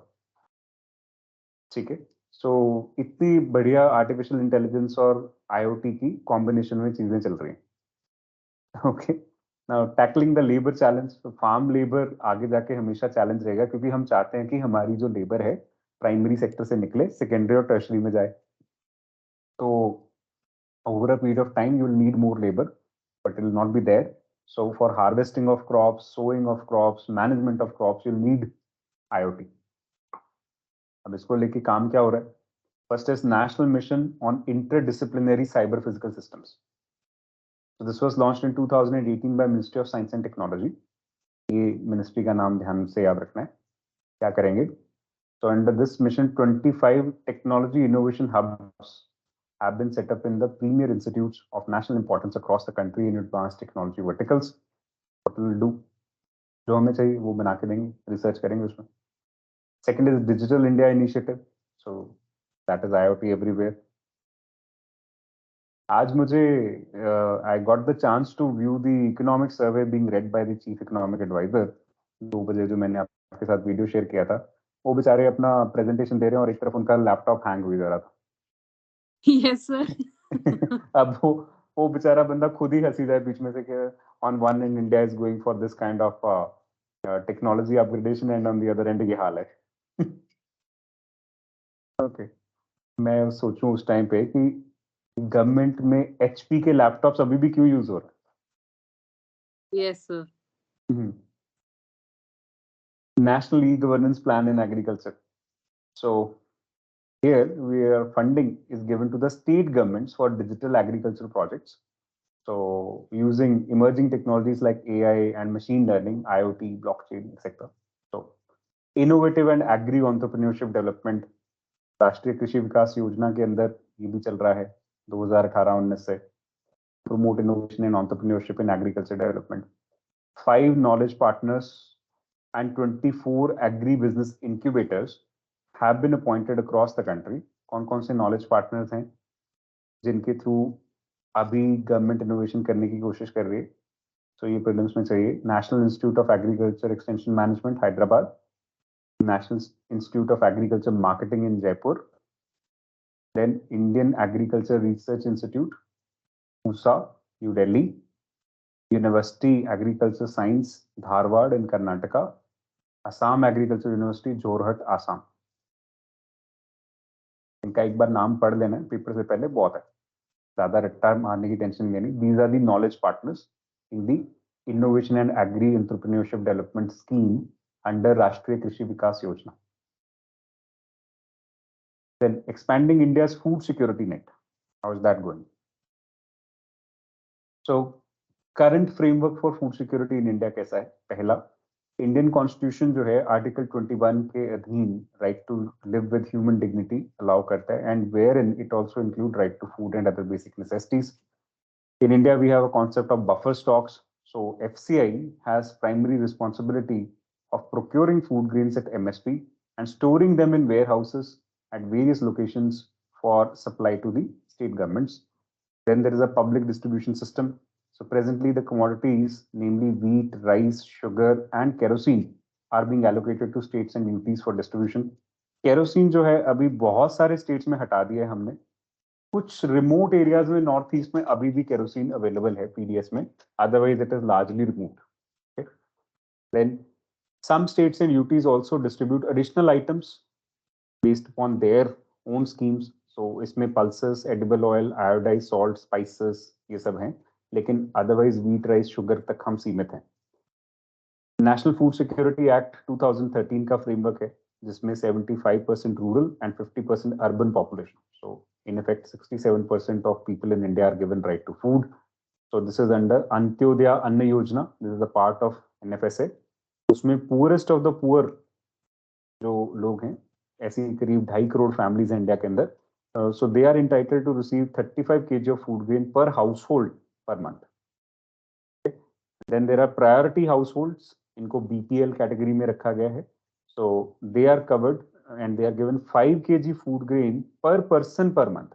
इधर per household है, इधर per person है, ध्यान रखना है. ठीक है.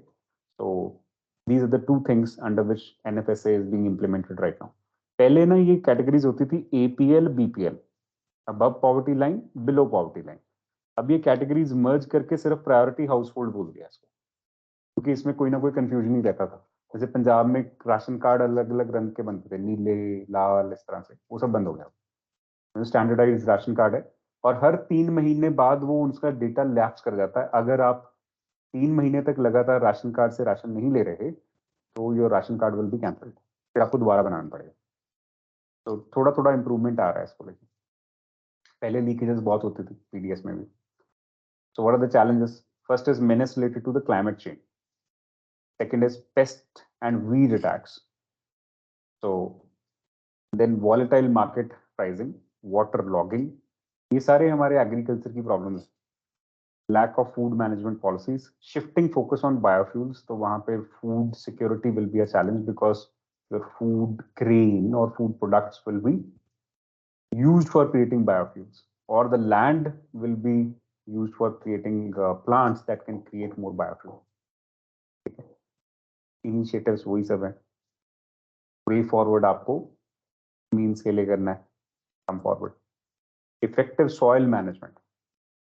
So 87% of life forms on this planet, that is human beings, microbes, worms, etc., on the planet are sustained by a thin layer of crust called soil, and that is in grave danger right now. Even there is a Save Soil campaign I talked about. In the last 40 years, 40% of the world's topsoil has been lost. UN says that we have soil left for approximately 80 to 100 harvests, which means just 60 years of agriculture. इसके बाद soil के अंदर जान नहीं रही है. 30% of India's land is already degraded. 90% of India's states are seeing soil turn to desert. Desert soil के अंदर ना organic content नहीं. ठीक है, तो वही हालत हो रही. So protecting soil in future generations of to this land is more important, not only for food and national security but humanity as well. तो ये डॉक्यूमेंटेड स्टडीज हैं, लेकिन हम इनके बारे में चिंतित ही नहीं है, क्योंकि पता है हमें लगता है कि 60 साल बाद तो होंगे. बहुत लोग इस तरह से सोच रहे हैं, लेकिन आगे सोचते नहीं. अब जरूरी थोड़ी है ये 60 साल अगर लिखा है तो इसका इफेक्ट 30 साल बाद नहीं आएगा. 30 साल बाद भी इसका बहुत इफेक्ट आने वाला है. What is the significance of a healthy soil? Definitely it will create food and nutritional security. It acts like a carbon sink. It's nature's filter for dust, chemicals and other contaminants. Livelihood and settlement for building and highways. So what are the challenges associated with this? Overuse of agrochemicals, deforestation, water logging. ये सब जो soil health erosion आप NCERT में पढ़ते हो ना, वही है. ठीक है. Then global status of black soils. Food and Agriculture Organization on World Soil Day 2022, that is 5th December, हर साल कहते हैं, launch of its first global status on black soils. तो ये prelims में आएगा. तो ये ऐसा पूछ सकते हैं, lately global status on black soil report was published by which of the organization? ऐसा आपको क्वेश्चन आ सकता है. That is FAO, Food and Agriculture Organization. क्या बोलता है ये? What is the significance of black soil? So it is the ability of soils to remove carbon, इसीलिए black है वो, from the atmosphere and lock it up in soil as organic matter, that is carbon sequestration, has been proposed as an important solution to mitigate human-induced climate change. Moreover, the inherent fertility of the soils makes them the food basket for many countries and are considered essential for the global food supply. तो हमारे पास hydroponic, aeroponic सारे तरह के solutions आ रहे हैं धीरे धीरे vertical farming, लेकिन सॉइल तो अपने आप में जरूरी है. सारी फार्मिंग हाइड्रोपोनिक नहीं होने वाली. ठीक है, okay. Black soils have the potential to provide 10% of the total soil organic carbon sequestration globally if they receive proper attention. So that's why black soils are important. Europe and Eurasia have the highest potential at over 65%, Latin America and Caribbean around 10%. So black soils were the home to 2.86% of the global population and had 17.3% of cropland. So agriculture के लिए अच्छी हैं.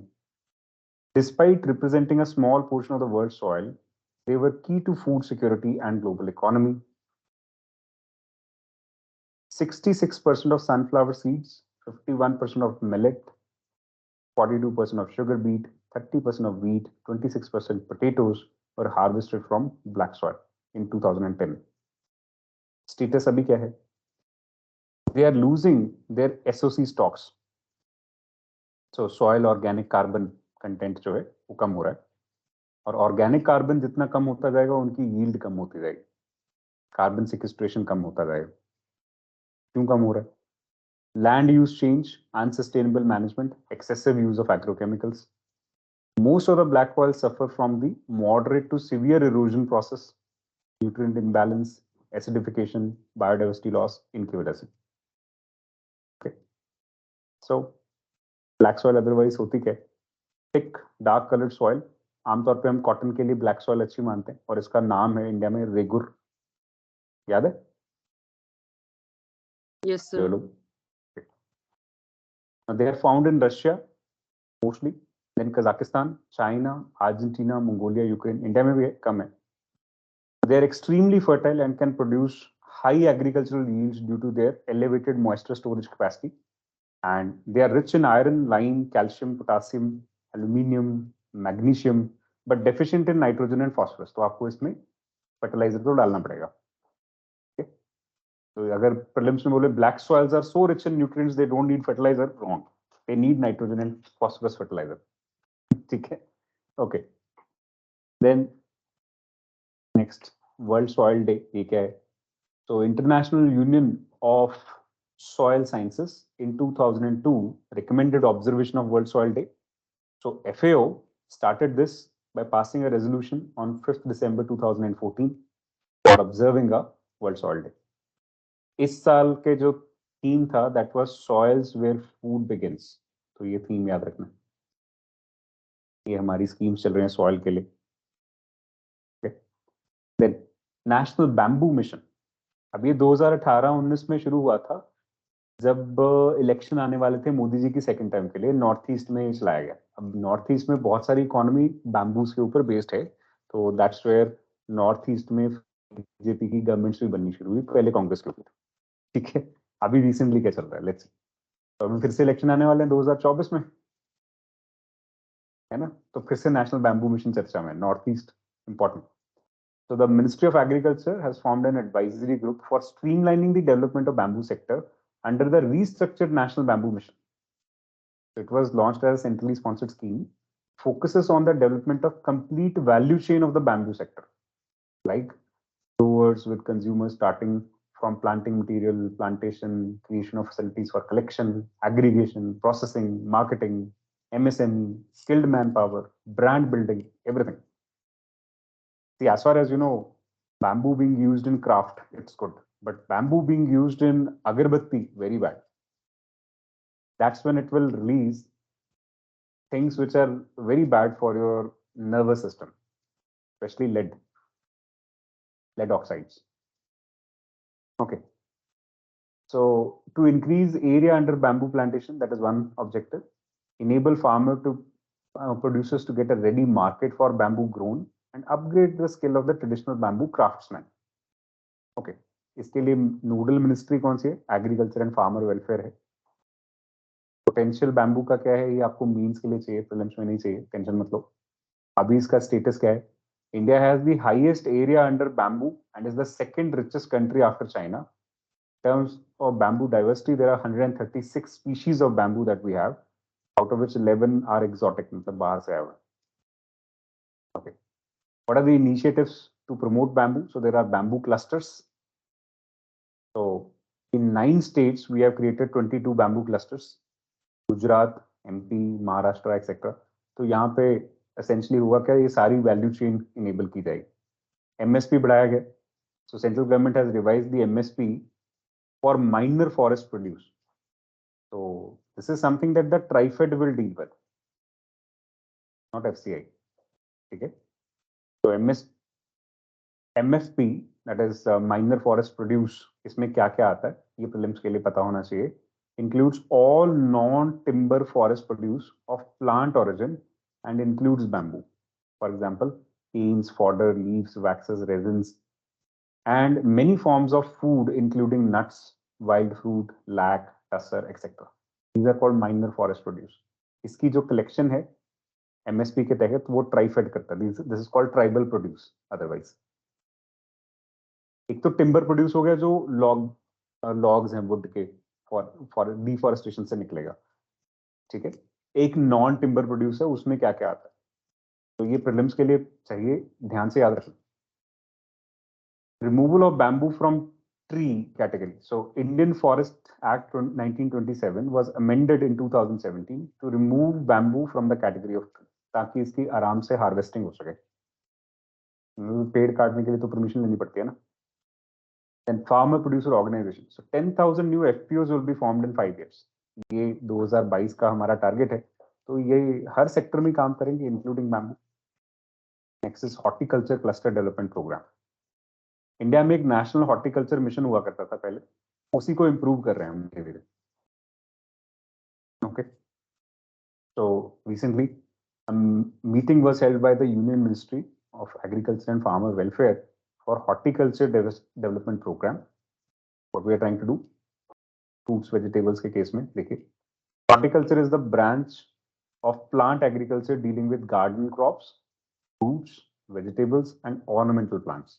That's the job. Now this is a centrally sponsored scheme or central sector program. Central sector program मतलब 100% funding जो है वो central government से आएगा, by the centre. What will it do? It's a regional geographical concentration of targeted horticultural crops. Let's say एक particular जगह पे आम बहुत अच्छे होते हैं, तो उसको और ज्यादा बढ़ावा दिया जाएगा. Implementation. It is implemented by the national horticulture board under ministry of agriculture and farmer welfare. So states like Arunachal, Assam, West Bengal, Manipur, Mizoram, Jharkhand, etc. So will also be included in the list of 55 clusters identified with their focus on main crops. Basically cluster base में क्या होता है ना, हम ये identify करते हैं कि लेट्स से यहाँ पे पोटैटो बहुत अच्छा है, तो उसके ऊपर और फोकस किया जाएगा, किसानों को प्रोत्साहित करेंगे, नई टेक्नोलॉजी यूज करेंगे, how to increase the productivity, how to make it more productive in terms of money. So that's what the effort is. Okay. So what is the objective? So this aims to improve the exports of targeted crops by 20% and create cluster specific brands. Branding से हमेशा value addition में improvement होती है, तो वही यहाँ पे भी करने की कोशिश कर रहे हैं. Address all major issues related to Indian horticulture sector: production, post harvest, management, logistics, marketing, branding, ये सब. Then leverage geographical specialization and promote integrated market-led development of horticulture clusters, converge with other initiatives of the government such as Agriculture Infrastructure Fund, तो इससे लोग loan ले सकते हैं 2 करोड़ तक का, उसमें सब्सिडी है, that is AIF. Lot of investment will come into horticulture sector through CDP. आज फ्रूट्स, वेजिटेबल्स, इन सब चीजों की कंजम्पशन भी बढ़ गई है, इसलिए ऐसे इनिशिएटिव्स चाहिए भी. ओके, स्टेटस क्या है हॉर्टिकल्चर सेक्टर का? India is the second largest producer of horticultural crops globally, leader in producing fruits like mango, banana, pomegranate, sapota, acid lime, Yonla. So in 2021-22, UP followed by MP and West Bengal were top states in agriculture production. Okay. West Bengal in vegetable production, Maharashtra in fruit production. ये top states याद रखने हैं बस. ठीक है. Then initiatives क्या हैं? So first is the mission for integrated development of horticulture. ये पुराना mission चल रहा है. So this is a Government of India contributes 60% of the total outlay. Center, state दोनों मिलके काम करेंगे.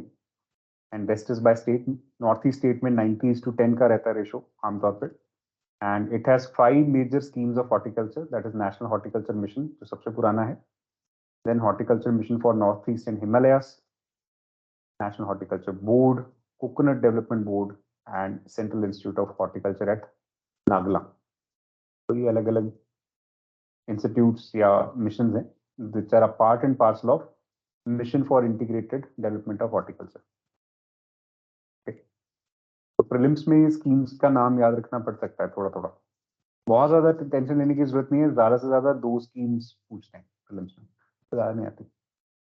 Guideline for safety assessment of genome edited plants 2022.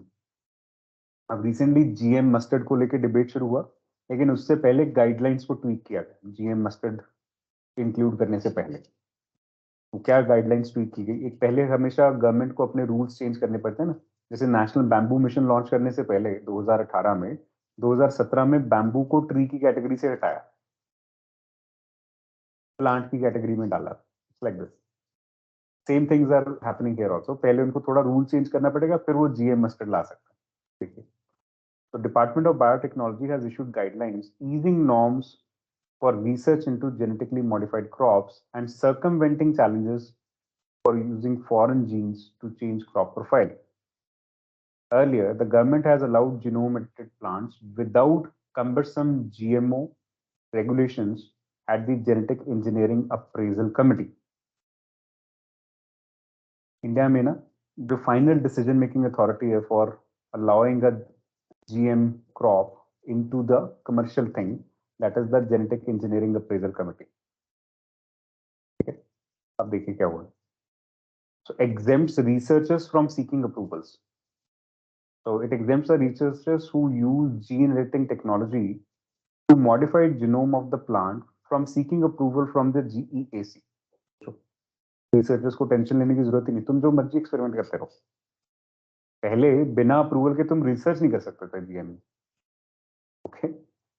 The guidelines provide a roadmap for sustainable use of genome editing technology. तो आजकल CRISPR technology है, तो these are called as molecular scissors. इनके basis पे सबसे ज्यादा जीनोम एडिटिंग हो रहा है. एक चीज को इधर से काटा उधर लगाया, ये काम चल रहा है. Cut copy paste. Issues guideline address. So most often GM plants have drawn such scrutiny are those that use transgenic technology or induce a gene from another species into a plant, such as BT cotton, which uses a soil bacterium gene to protect against the pest attack.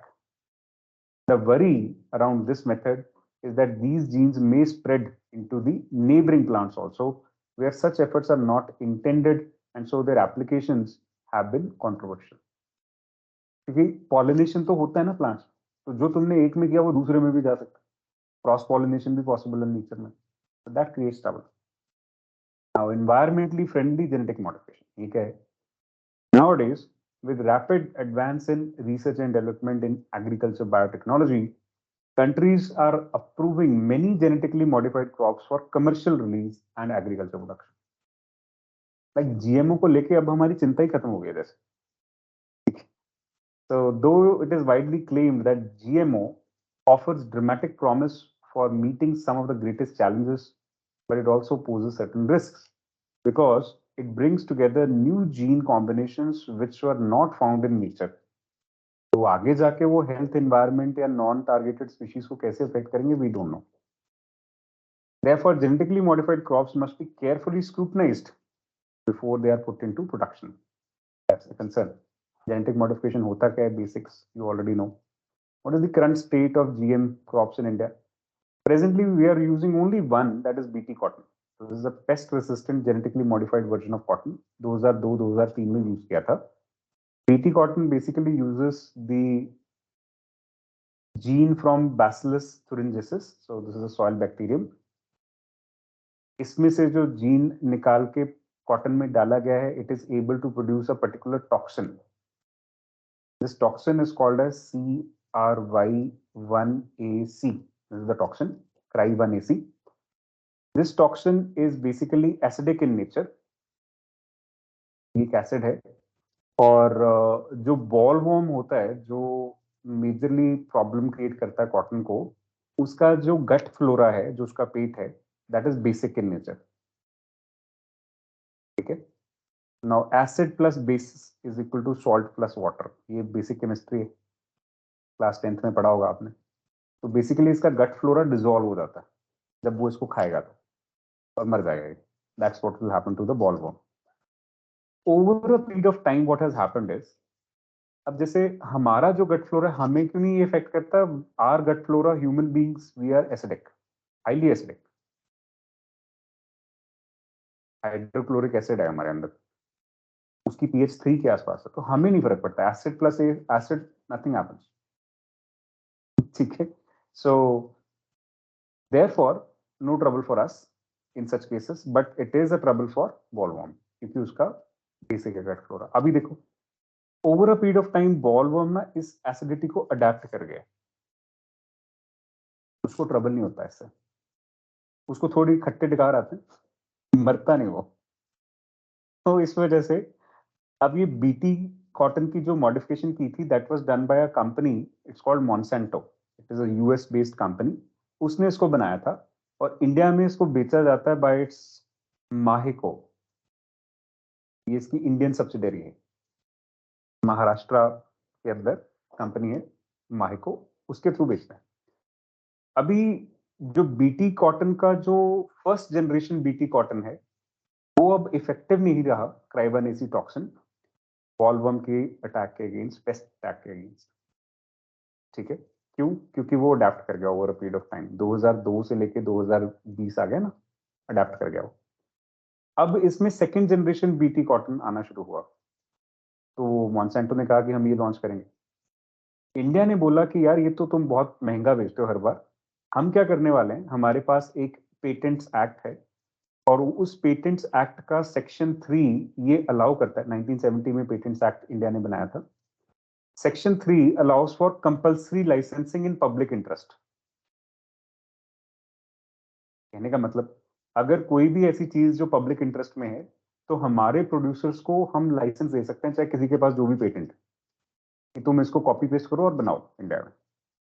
तो ये हमारी pharmaceutical industry के लिए बड़ा अच्छा है. Copy paste करके generic medicine बनाते हैं, और यहाँ पे भी अब ये यूज होने वाला है. लेकिन ये रिसर्च करने में बहुत पैसे खर्च होते हैं. तो ये मॉन्सेंटो वाले बोलते हैं कि हम भाई BT2 इंडिया में लॉन्च ही नहीं करेंगे. इतना करो, हम कहीं से ले आएंगे खरीद के, फिर बना लेंगे, क्या टेंशन. तो हम अभी अपना भी बना रहे हैं. ठीक है. So by 2014, 96% of the area under cotton cultivation in India was BT cotton, making India the fourth largest cultivator of GM crops by acreage and the second largest producer of cotton in the world. 2014 में. Apart from cotton, more than 20 crops under research and development in about 50 public and private organizations in India are GM crops. Out of these, 13 crops have been approved for contained limited field trials. In October 2022, Genetic Engineering Appraisal Committee under Union Ministry of Environment, Forest and Climate Change recommended environmental release of transgenic hybrid mustard DMH11 for seed production.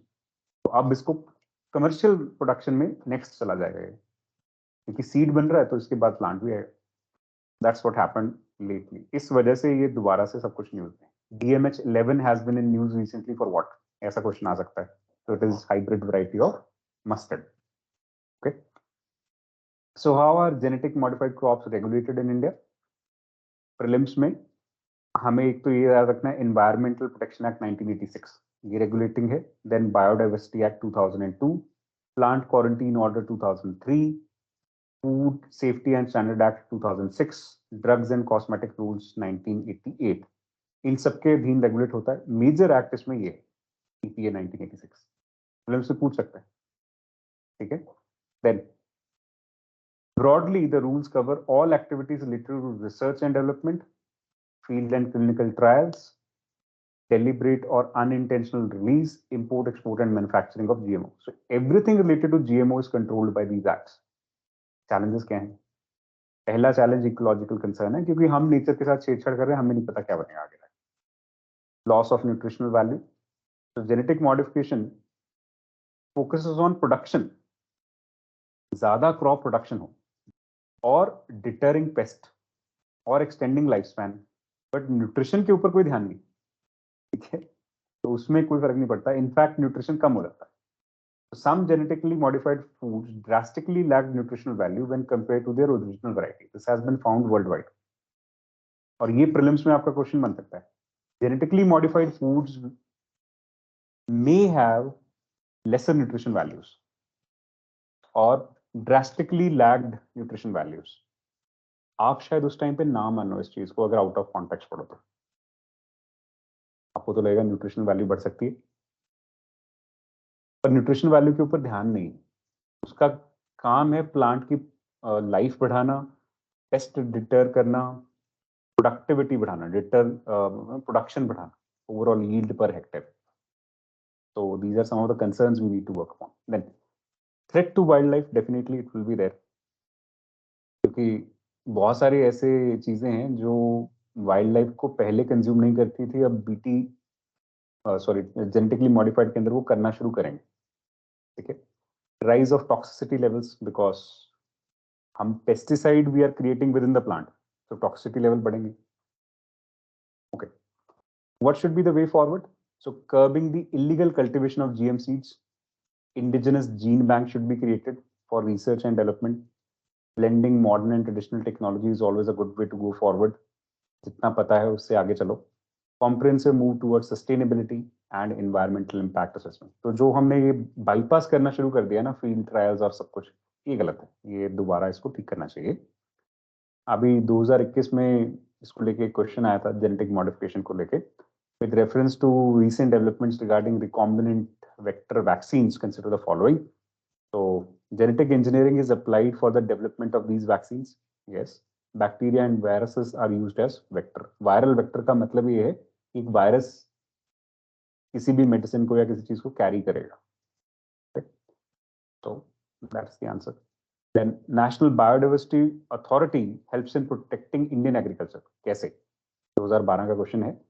So first is it checks biopiracy, protects indigenous and traditional genetic resources. It monitors and supervises scientific research on genetic modification of crop plants. ये करता है Genetic Engineering Appraisal Committee, ना कि NBA.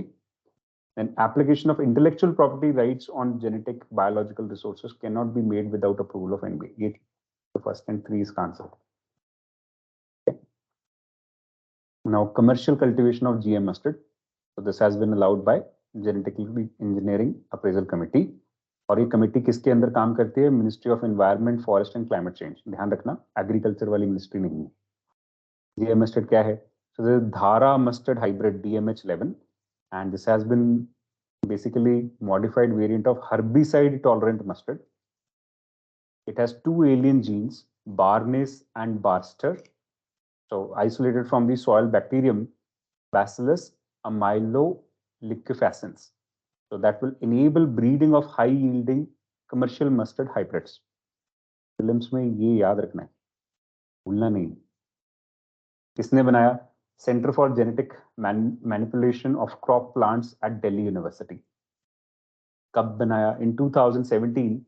This was recommended for the approval of HT mustard crop, that is herbicide tolerant mustard crop. And however, Supreme Court stayed its release and asked the central government to seek public opinion. लोग तैयार हैं या नहीं? Public opinion genetically modified के against ही आता है, पता नहीं क्यों। Significance, India produces only 8 to 9 million tons of edible oil annually, while it imports 14 to 14.5 million tons, and which basically is a problem for foreign exchange outgo of about 19 billion US dollars, and in 1 year. Further, GM mustard would make India self-reliant in oil production and help in saving foreign exchange. Basic concern ये है कि हम अपनी जरूरत का जो basically India में करीब लोग जो हैं 23 million ton edible oil consume करते हैं, उसमें से हम सिर्फ 9 मिलियन टन ही प्रोड्यूस कर पाते हैं, बाकी सारा हमें इंपोर्ट करना पड़ता है. ठीक है, तो mustard varieties in India have narrow genetic base. The barnase barstar system enables breeding of hybrids from a wider range of mustards, including those of East European origin, such as Hira and Donksta. So, ये भी याद रखना. वो ऐसे पूछेंगे, Hira, Donksta, and Dhara have been in news recently. For which of the following reasons? They are mustard varieties. ऐसे मतलब उलझा के भी क्वेश्चन डाल सकते हैं. ठीक है, फाइन. सो अभी स्टेटस क्या है? बीटी कॉटन हम यूज कर रहे हैं.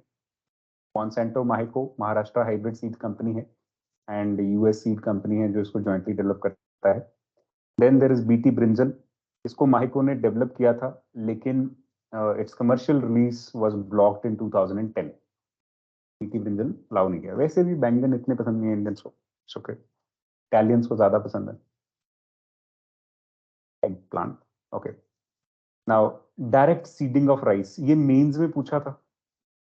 डायरेक्ट सीडिंग ऑफ राइस क्या होता है? देखो जरा. So state of Punjab was unable to achieve its target of water saving method, that is DSR. What is DSR? Let's see. It's also known as broadcasting seed technique, and it's a water saving method of sowing paddy. What do? आमतौर पे ना paddy की transplantation होती है. पहले उसको nursery में breed करते हैं, फिर उसके बाद उसको ट्रांसप्लांट करते हैं. फिर उसको बहुत ज्यादा पानी वाटर लॉग्ड कंडीशन में रखना पड़ता है ताकि वो सर्वाइव करता है. जब भी किसी प्लांट को ट्रांसप्लांट करते हैं तो खूब सारा पानी देना पड़ता है क्योंकि वो स्ट्रेस में होता है. तो यहाँ पे डायरेक्ट सीडिंग करते हैं एक ही जगह पे, तो नर्सरी में ऐसी ट्रांसप्लांटेशन नहीं करते. बेसिक बात. ठीक है, तो seeds are directly drilled into the field, and in contrast to the traditional water intensive method of transplanting rice seedlings from nursery to a waterlogged field. वो नहीं करते इसमें. There is no nursery preparation of transplantation involved in this method. Farmers have to only level their land and give one pre-sowing irrigation. That's it. That is DSR technique. Now, it requires less number of labor. Obviously, transplantation नहीं करना पड़ेगा. Groundwater कम use होगा. So it offers avenues for groundwater recharge as it prevents development of hard crust, increase in yield. So ये कुछ benefits हैं, क्योंकि जब transplant करते हैं तो प्लांट मर भी तो जाते हैं. जैसे सपोज आप नर्सरी से कोई पौधा लेके आए, घर लाके लगाया, चलेगा या नहीं चलेगा पता नहीं, लेकिन जो नर्सरी में चल रहा है वो चलता रहता है. What are the major issues? High temperature and deficient rainfall are troublesome. So the temperature was in 47 to 48 degrees Celsius in some days. तो कई बार सीड्स जो हैं वो सर्वाइव नहीं कर पाते. Reluctance of farmer due to lack of support from the government, the uninterrupted electricity supply, weedy sites, ये सब चाहिए होता है. Governance issues. So during the paddy season, that is the summer season, electricity demand air conditioning की बढ़ जाती है, तो farmers को नहीं मिल पाता. That's the major challenge. Okay. Next, come to this Maharashtra. So it re-emerges as the top sugar producer in the country after 5 years, and it has overtaken UP in sugar production. So ये prelims में पूछा जा सकता है. तो number 1 पे महाराष्ट्र है, number 2 पे यूपी है. Overall production छोड़ दो, नहीं याद रखने की जरूरत. Come to this. What are the reasons for the huge production? Abundant supply of water. So sugarcane is water intensive. Rainfall, water reservoir, canal, ये सब अगर पानी अच्छा मिलेगा तो ज्यादा होगा. Under reporting of cane production. तो पहले डेटा ठीक से अवेलेबल नहीं था, इस बार ठीक से डेटा अवेलेबल है. Why did sugar production in UP decline? तो UP has become the largest ethanol producer because of large amount of sugarcane production in UP being diverted towards ethanol. तो sugarcane की production UP में अब भी सबसे ज्यादा है. गन्ना किसान वहां पे सबसे ज्यादा है, लेकिन वो इथेनॉल प्रोडक्शन कर रहे हैं, शुगर नहीं प्रोड्यूस कर रहे. कि हमारा टारगेट है, हम आगे जाके E20 में जाना चाहते हैं अब ब्लेंडिंग प्रोग्राम में, 20% इथेनॉल। अभी तो 10% तक है। This is what we aim to achieve. Okay, so UP has achieved the highest blending of ethanol and petrol among all states based upon this. Excessive rain with waterlogging problems are associated with state of UP, which incurred heavy loss of sugarcane crop.